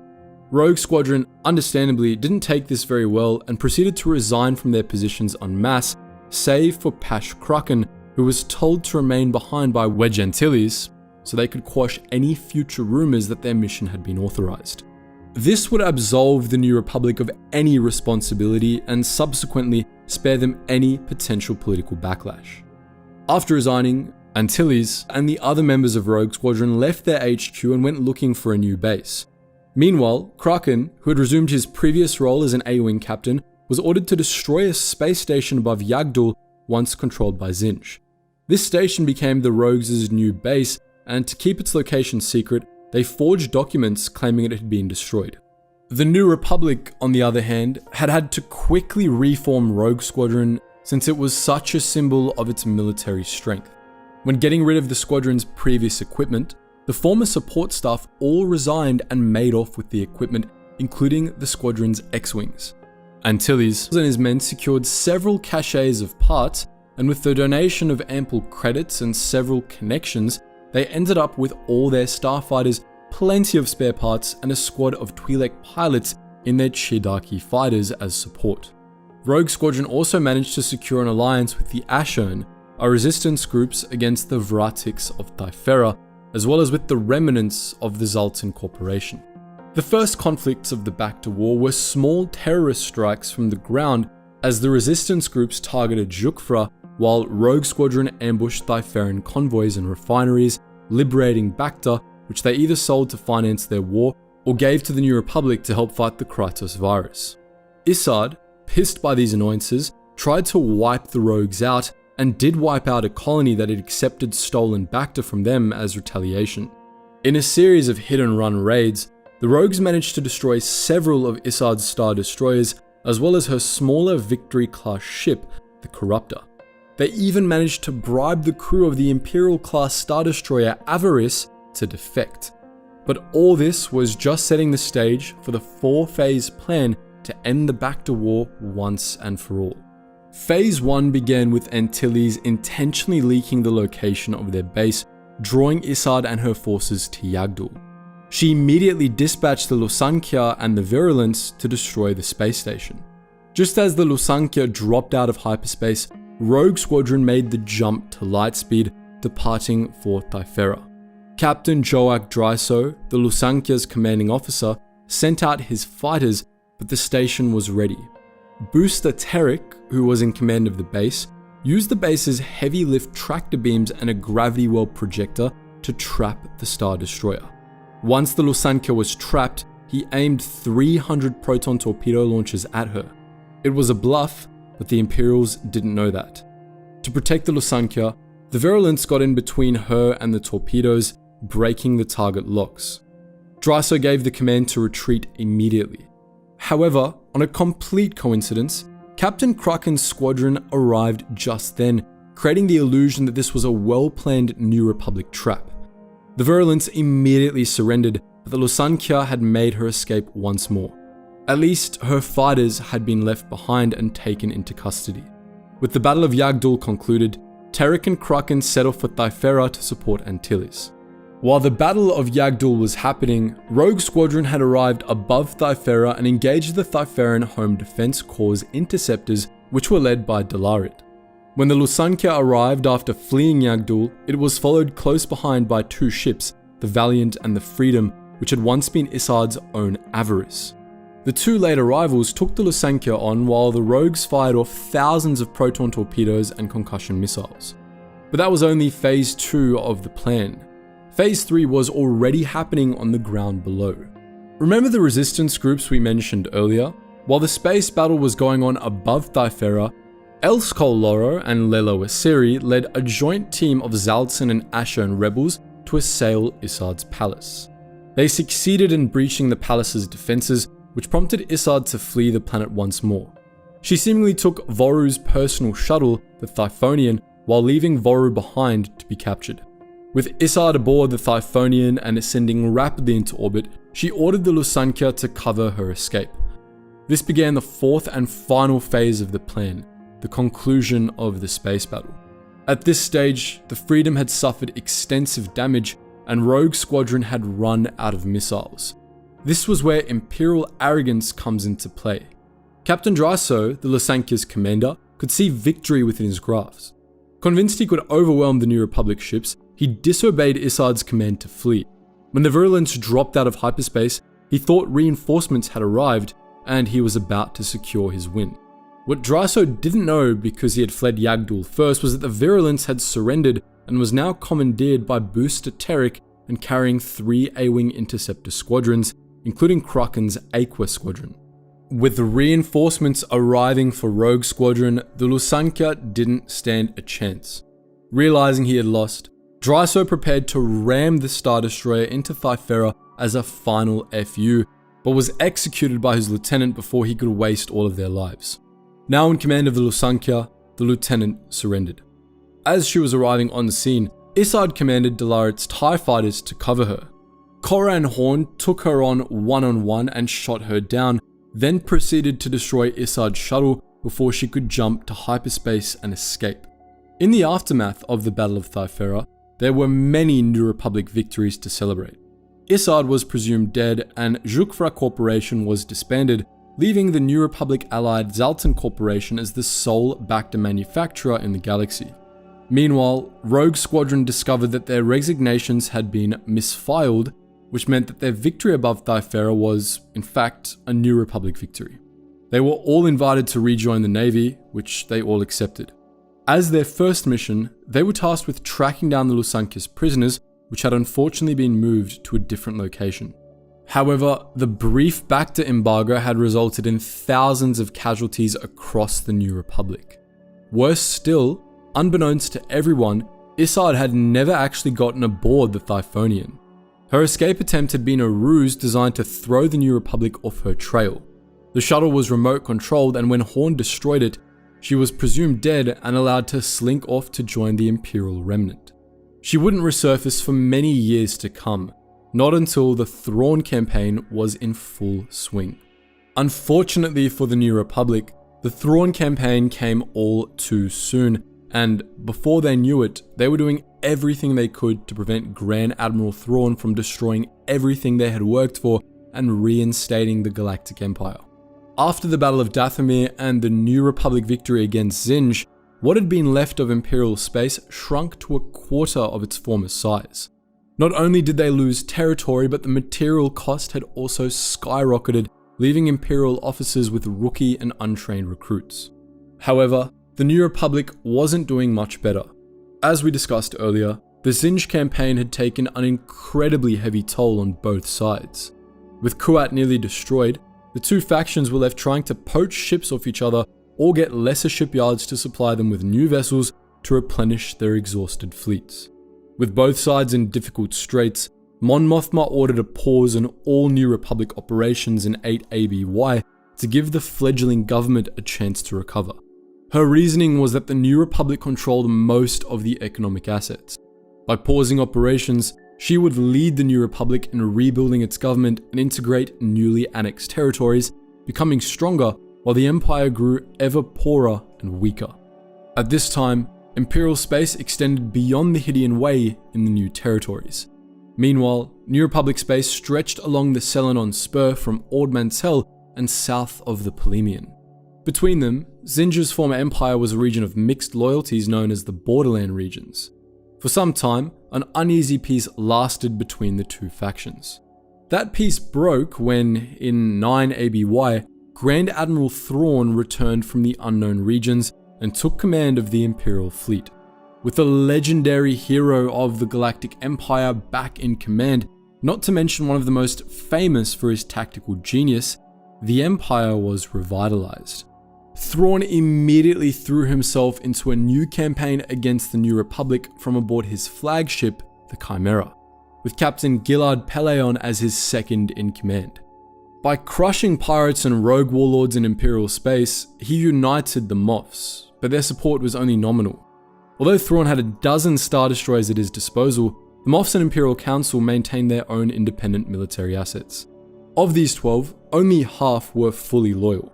These 6 were led by Thrawn himself aboard the Chimera, and the other 6 were commanded by Captain Dorja aboard the Relentless.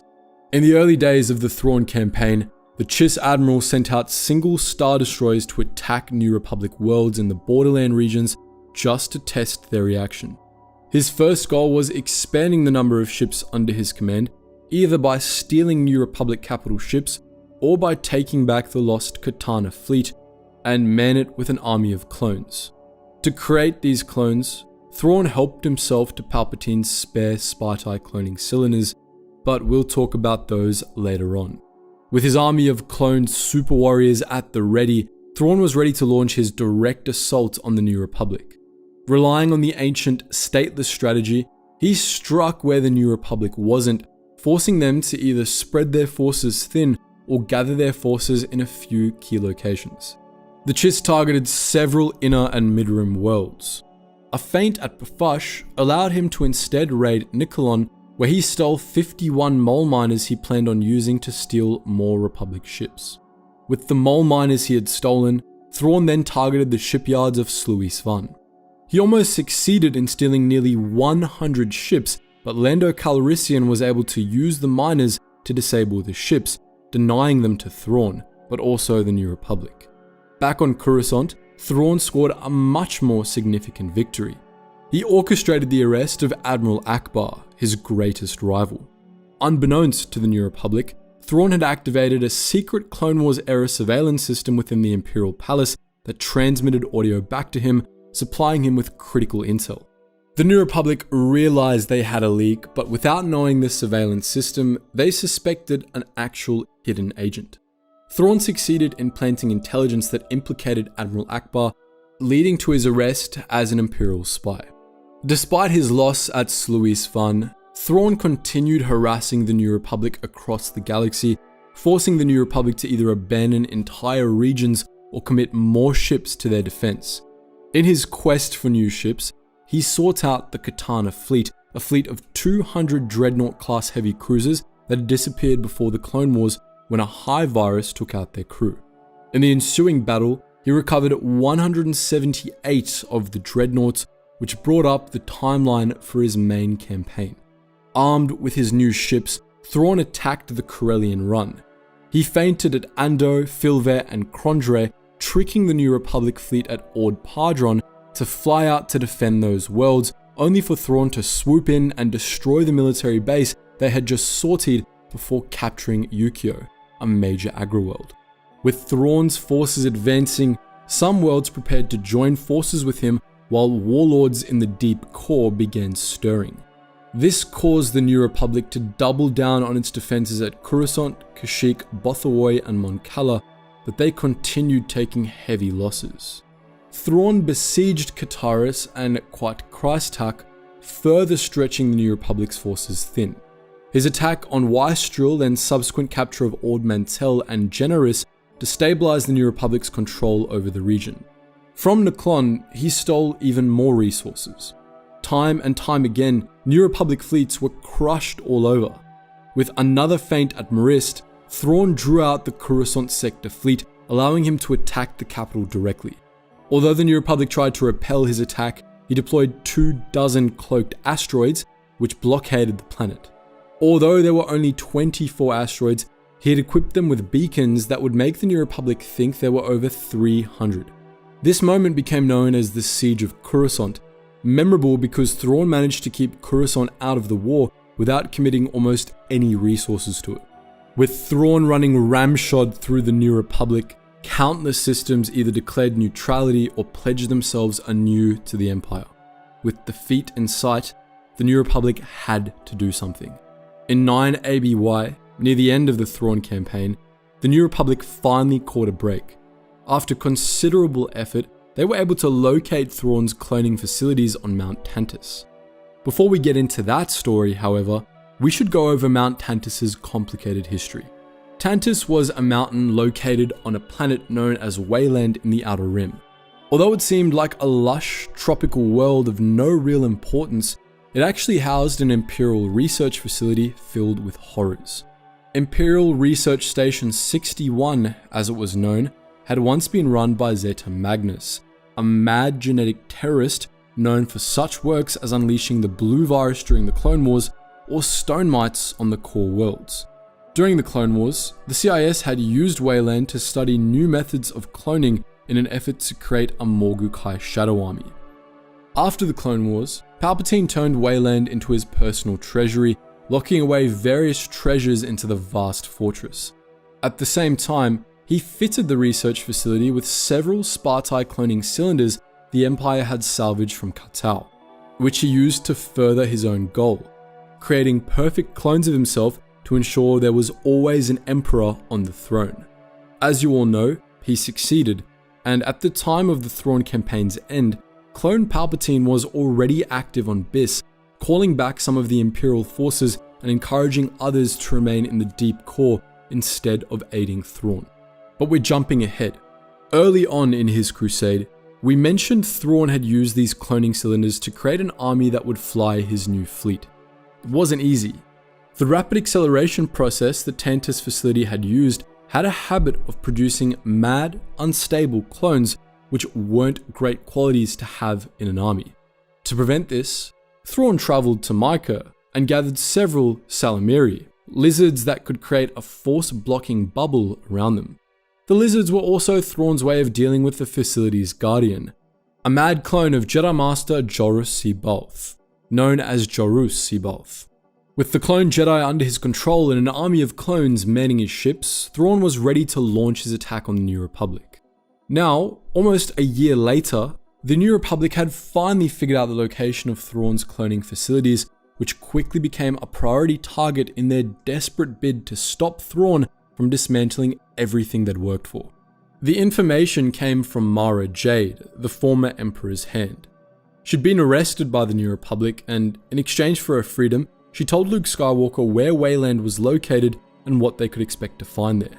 They were inadvertently aided from the Imperial side by Imperial Colonel Klain Selid. Selid had discovered that Jorus C'baoth, whom Thrawn was using to guide his soldiers, had killed one of his generals. This led to C'baoth being placed under arrest in the Emperor's throne room in Wayland, but C'baoth had enough time to send soldiers to kill the Salamiri that were keeping him contained. This took the force-dampening Salamiri out of the equation, which was good for Skywalker and his team. Leia Organa, however, didn't know the Salamiri had been dispatched, so when she learnt of their existence, she quickly followed Skywalker to Mount Tantus, fearing Mara Jade was leading her brother into an Imperial trap.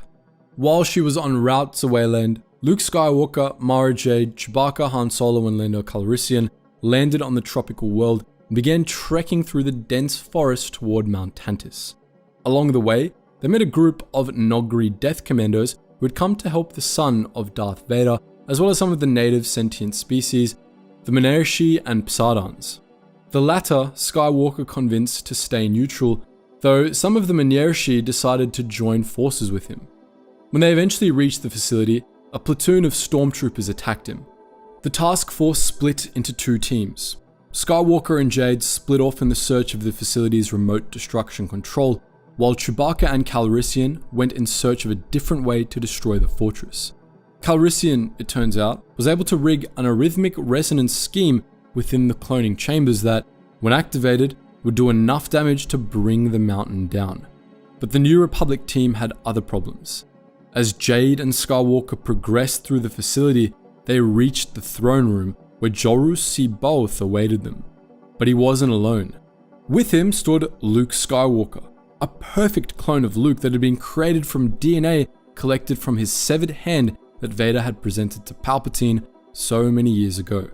The two pairs dueled, with Skywalker taking on Skywalker while Jade unsuccessfully tried to hold off C'baoth. That's when Organa and Solo entered the throne room. With reinforcements arriving, C'baoth unleashed a force scream that stunned everyone. Everyone except Mara Jade, who seized the opportunity to force pull Leia's lightsaber to her hand and, with it, execute the clone of Luke Skywalker, thus fulfilling Palpatine's final order to her. Enraged by the loss of his puppet clone, C'baoth raised his arms, using the force to bring the ceiling down on top of them all. Once again, using Organa's lightsaber, however, Jade was able to cut holes in the floor, letting the debris fall harmlessly through. With Leia guiding her mentally, she wove through the falling rocks and reached C'baoth, whom she finally put out of his misery. With the Imperial opposition neutralized, the New Republic team exited the facility, then used the scheme Calrissian had rigged up to bring it down. With his cloning facility destroyed, Thrawn was no longer able to mass produce his army. But this wasn't the only thing the New Republic had up its sleeves. With Thrawn bearing down on the core and the secret mission to Wayland underway, the New Republic let him take system after system while they put together an emergency defense at Bilbringi in the Inner Rim. With defeat looming above their heads, the newly released Admiral Ackbar had one hope. He was pinning the New Republic's hopes on a CGT array, a crystal grav field trap that they could use to detect the cloaked asteroids blockading the capital and thus end the siege of Coruscant. But the New Republic didn't own a CGT. They knew of one, however, located in the Bilbringi shipyards. So Ackbar turned his sights on the planet. So, the New Republic prepared a vast assault fleet hoping for a second Endor, while Thrawn laid a trap.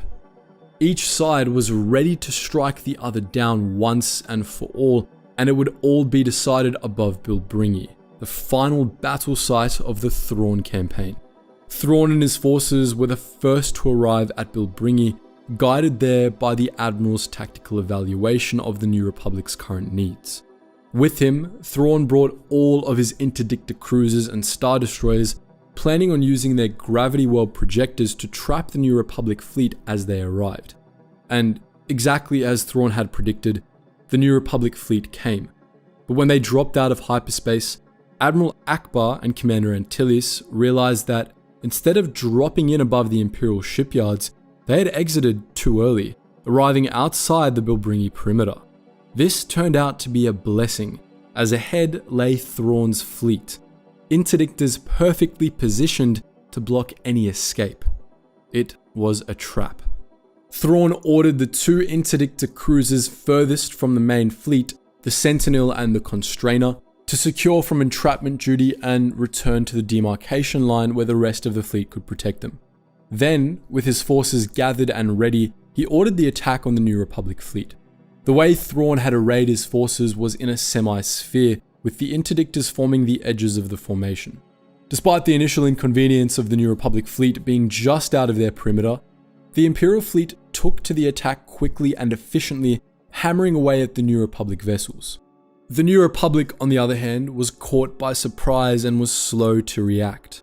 From the beginning, the space battle was going decidedly in Thrawn's favor, but there was something Thrawn hadn't foreseen. There was a third party who had secretly involved themselves in the events at Bilbringi. The Smugglers' Alliance, which was exactly what the name suggests, had already infiltrated the Imperial shipyards in the hopes of stealing the CGT. When the battle broke out, however, they decided they benefited the most by Thrawn losing, and so they joined in on the side of the New Republic. With the help of Rogue Squadron, they attacked the Imperial shipyards directly, overpowering the 4 Imperial Golan II platforms that were defending the yards with the suddenness and speed of their attack. The Imperial defenses buckled, and the New Republic took its chance to turn the tide of the battle. To deal with their rear defense cracking, Thrawn had to recall some of his fleet back to the shipyards to protect them. Despite this turn of fortune, Thrawn was still optimistic that they would prevail. His optimism lasted until his very last moments, giving way to confusion as his personal bodyguard, a Nogri named Rook, whom Star Wars Rebel fans will be intimately familiar with, assassinated him. During his campaign, Thrawn had made extensive use of the Nogri Death Commandos, deploying them as bodyguards and assassins. The Nogri had originally pledged their services to Darth Vader, who they believed had saved their world, Honoghr, from annihilation as a result of a bioweapon spilled during the Clone Wars. In reality, the Empire had been working to prevent Honoghr from recovering to ensure the dependence of the Nogri on Imperial relief. Leia, who the Nogri honored as the Lady of Vader, had discovered this on a mission to Honega, and once she revealed the truth to the Noghri, they turned against the Empire, exacting their revenge by helping the New Republic take Wayland and by assassinating Grand Admiral Thrawn. While the space battle above Bilbringi was underway, Pellaeon received a transmission from Wayland informing the Admiral the facility had fallen to the New Republic. As the transmission played, revealing that Noghri had helped the New Republic, Rook disabled first the captain, then thrust his knife into Thrawn's chest where he sat atop his command throne. The Admiral's optimism turned into confusion, and with a quiet breath of disbelief, noting how artistically done the assassination was, he died. Although Rook was subsequently killed and command of the Chimera fell to Pellaeon, Captain knew the battle was lost. Despite the two fleets being fairly evenly matched in numbers, without Thrawn's tactical genius supporting their fleet, he knew he couldn't win the day. Instead of throwing away all their lives, he called an immediate retreat, bringing what was left of the Imperial fleet into the unknown regions. With the New Republic victory at Bilbringi, the greatest threat they faced had been eliminated. With the CGT secured, the New Republic was finally able to remove the cloaked asteroids from around Coruscant, liberating the capital once more. After a hard-earned victory, they could finally relax for a brief time. But despite its positive outcome, the Thrawn campaign alone had come at a devastating amount of loss. To quote Admiral Akbar, the New Republic sustained considerable losses in the Thrawn campaign. 10% of our forces killed, 30% wounded, but those are just averages. On the worlds Thrawn actually hit, the devastation was significant. The Thrawn campaign saw the New Republic losing a third of its territory to Thrawn and 40% of its forces, leaving it stretched even thinner than before. Additionally, it fractured the fledgling government even more, allowing for problematic new figures to rise in prominence, while entire sectors like the Mid-Rim stewed in resentment toward the New Republic for their inability to defend them against Thrawn. Worse still, defeating Thrawn was not the respite the New Republic had thought it would be. The worst was yet to come. The problem with legends like Thrawn is that, even when you cut them down, there's still enough to inspire others to rise up and try to imitate them, which is precisely what several Imperial warlords try to do in 10 ABY. Inspired by Thrawn's many successes, the 6 surviving Imperial warlords banded together and formed the Imperial Coalition within days of the Admiral's death, which was secretly backed by the reborn Emperor. The Imperial Coalition, supported by the Emperor's inner circle, gathered their fleet and launched an explosive assault on the Galactic Core, catching the New Republic completely by surprise. Still licking its wounds after the Thrawn campaign and with its fleet occupied in the Outer Rim, the New Republic was unable to defend the core and could do little but watch helplessly as the Imperial forces dug their way deep into the heart of the New Republic, taking key worlds like SLS, Chandrila and Raltir until, once more, they had made their way to Coruscant. With the impending Imperial attack, Mon Mothma, the New Republic Chief of State, began scrambling to draw up a defense strategy to protect the capital. But she didn't make it in time. General Alex Balin, the Imperial officer in charge of the assault, set his forces around the planet and began bombarding the planetary energy shields, dealing significant damage to the Ecumenopolis below. The Imperials' first target was Coruscant's communications centers. After they had taken the comms out, Coruscant was effectively cut off from the rest of the galaxy, unable to get word out that they had been attacked. A desperate effort to contact the remaining fleet was made by sending out several courier ships, including the Messenger, to try and break the Imperial blockade. With the Imperials bearing down on the planetary defenses, Mon Mothma ordered the evacuation of the planet. The Imperials had already taken the capital center, forcing the New Republic forces into a guerrilla war. But the Imperial victory was short-lived. With the former capital of the Galactic Empire secured, the Imperial Coalition and Ruling Council decided that it was time to assemble a new Imperial Senate to govern the Empire and serve the Emperor. This was, in theory, a good plan, but infighting soon followed. The various Moffs, Grand Moffs and Governors agreed, but it was their understanding that they would be granted a seat on the Senate with votes weighted to represent the number of worlds under their control. They had, after all, remained loyal after all this time, retained their forces, and answered the Empire's call in retaking the core. However, the councillors refused.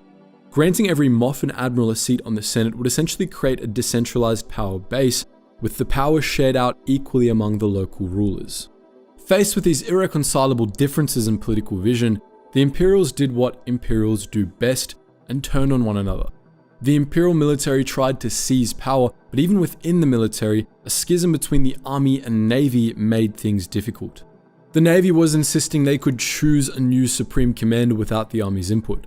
Meanwhile, the military bureaucrats and Compnor were affirming that any changes to the new order would invalidate the Empire's existence.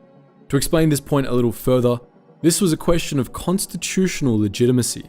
In the eyes of these military men, any change to the new order, essentially the Galactic Empire's constitution, would illegitimize anything they built. By changing the constitution without proper procedure, others would then be able to deny the Empire they were reforming. While constitutional legitimacy is a crucial point when a government is forming after a revolution, we wouldn't call the Empire legitimate to begin with, so to us, this point is moot. To the members of the army, however, it was not. These fanatics staged a coup in the name of their Empire's legitimacy. Faced with said coup, the ISB and Imperial intelligence went on an assassination spree to purge the ranks. But this conflict didn't just stay behind bureaucratic doors. Open warfare soon broke out among the streets of Coruscant, with one Imperial faction turning on another. 3 sector groups straight up wiped each other out in orbit, and the 2 factions of the Imperial military turned on one another, destroying much of Coruscant in the process. The Imperial Civil War, as it came to be known, didn't stay on Coruscant either.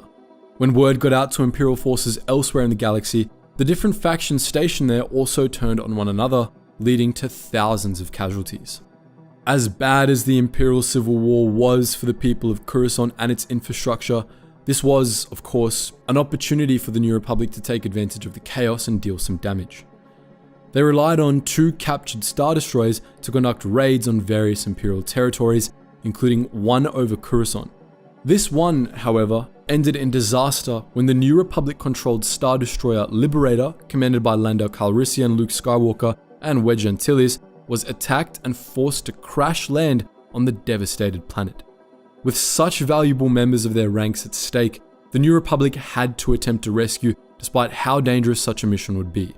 A task force was organized under the command of Leia Organa, her husband Han Solo, Chewbacca, and C-3PO. May his name not be used in vain. It was a small force of 3 ships with the Millennium Falcon in command and the Rebel Star and Antares 6, 2 Nebulan B escort frigates, as support, commanded by Captain Neva and Captain Snung. Upon exiting hyperspace, the 3 ships came face to face with an unprecedented ship graveyard, the evidence of a large-scale battle above the capital. This was the wreckage caused by the Imperial Civil War, as those 3 sector groups destroyed each other. Unfortunately, the 3 New Republic ships hadn't anticipated the veritable minefield they would jump into, and Neva's frigate, the Rebel Star, almost instantly collided with some of the space debris and was destroyed. The Antares 6 was ordered to wait in orbit while the Falcon descended toward the planet's surface. During their descent through the atmosphere, the Falcon ran into a squadron of elite HAL runners, but instead of engaging the New Republic ship, the Imperial fighters chose to leave the war-torn city behind. Following the Liberator's coordinates, the Millennium Falcon headed straight for Imperial City. The Imperial Command Center had seen better days.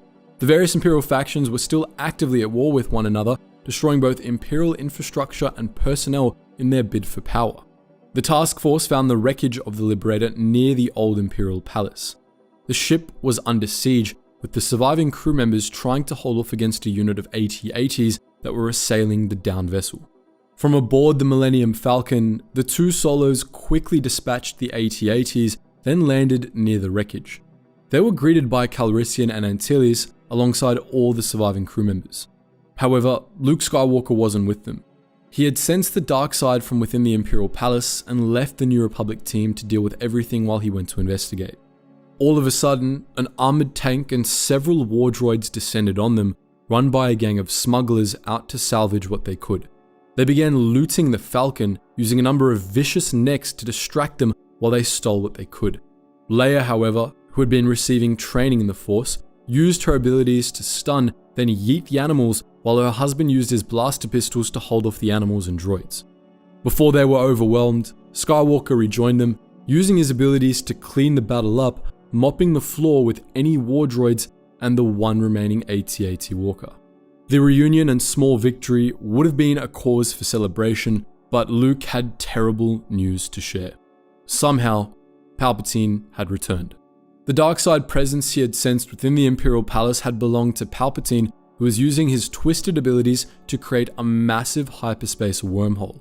Said hyperspace wormhole was forming in orbit above Coruscant, a malevolent twisting of dark side energy that descended upon the surface and began carving a path of destruction across Coruscant City. Realizing it was targeting him specifically, Skywalker ordered his companions to retreat and leave him behind. Despite their protests, the task force and New Republic survivors fled the planet aboard the Millennium Falcon and, with the Antares 6 in tow, jumped to safety. Meanwhile, Luke remained standing in place, facing the wormhole head-on as it drew ever closer. Before long, it had reached his location and, with a hum of energy, funneled him through space-time on board an Imperial dungeon ship bound for Biss. In the aftermath of the Second Battle of Coruscant, as this ordeal later became known, Imperial ships from across the galaxy and from every faction involved in the Imperial Civil War began retreating into the deep core. Although he had allowed the weak to take each other out, as Palpatine phrased it, the Emperor did finally make his return known to the galaxy at large, and under his banner, Imperial ships began organizing in the deep core, then executing raids on various New Republic worlds. From their base on Dar Sucha 5, the New Republic found themselves suddenly facing down an Emperor reborn, an empire once more nestled deep into the heart of New Republic territory and an uphill battle that seemed to never end. They had fought so hard. For over a decade, they had fought tooth and claw to regain what the Emperor had stolen from them, triumphing again and again despite the odds stacked heavily against them. But in those short months after the end of the Thrawn campaign, every victory they had achieved was essentially undone. Palpatine had returned, Coruscant was lost, and the future of the New Republic had never seemed more uncertain. The Legends account of the Galactic Civil War is a tale as painful as canon, with stories of individuals realizing their full potential, either to do good in the world or evil. It's full of stories of painful losses and jubilant victories, assurances that no matter how dark the situation looks, there is always hope. But Legends doesn't let that hope shine bright. It reminds you that, at any time, what you've worked for can be stripped away from you at a moment's notice. Despite this sobering lesson, it's human nature to keep on fighting, clinging on to hope no matter how small it may be. In the days and years following Palpatine's return, the New Republic didn't simply roll over and accept their fate. They kept fighting on because they had to, because it was necessary, because it mattered, and because they wanted to see the galaxy a free place once more. Thank you for joining us on this journey through Legends. We hope you enjoyed the ride, and if you have any favorite moments or questions, we hope to hear from you in the comments section below. As always guys, thank you so much for watching, and I hope to see you in the next video.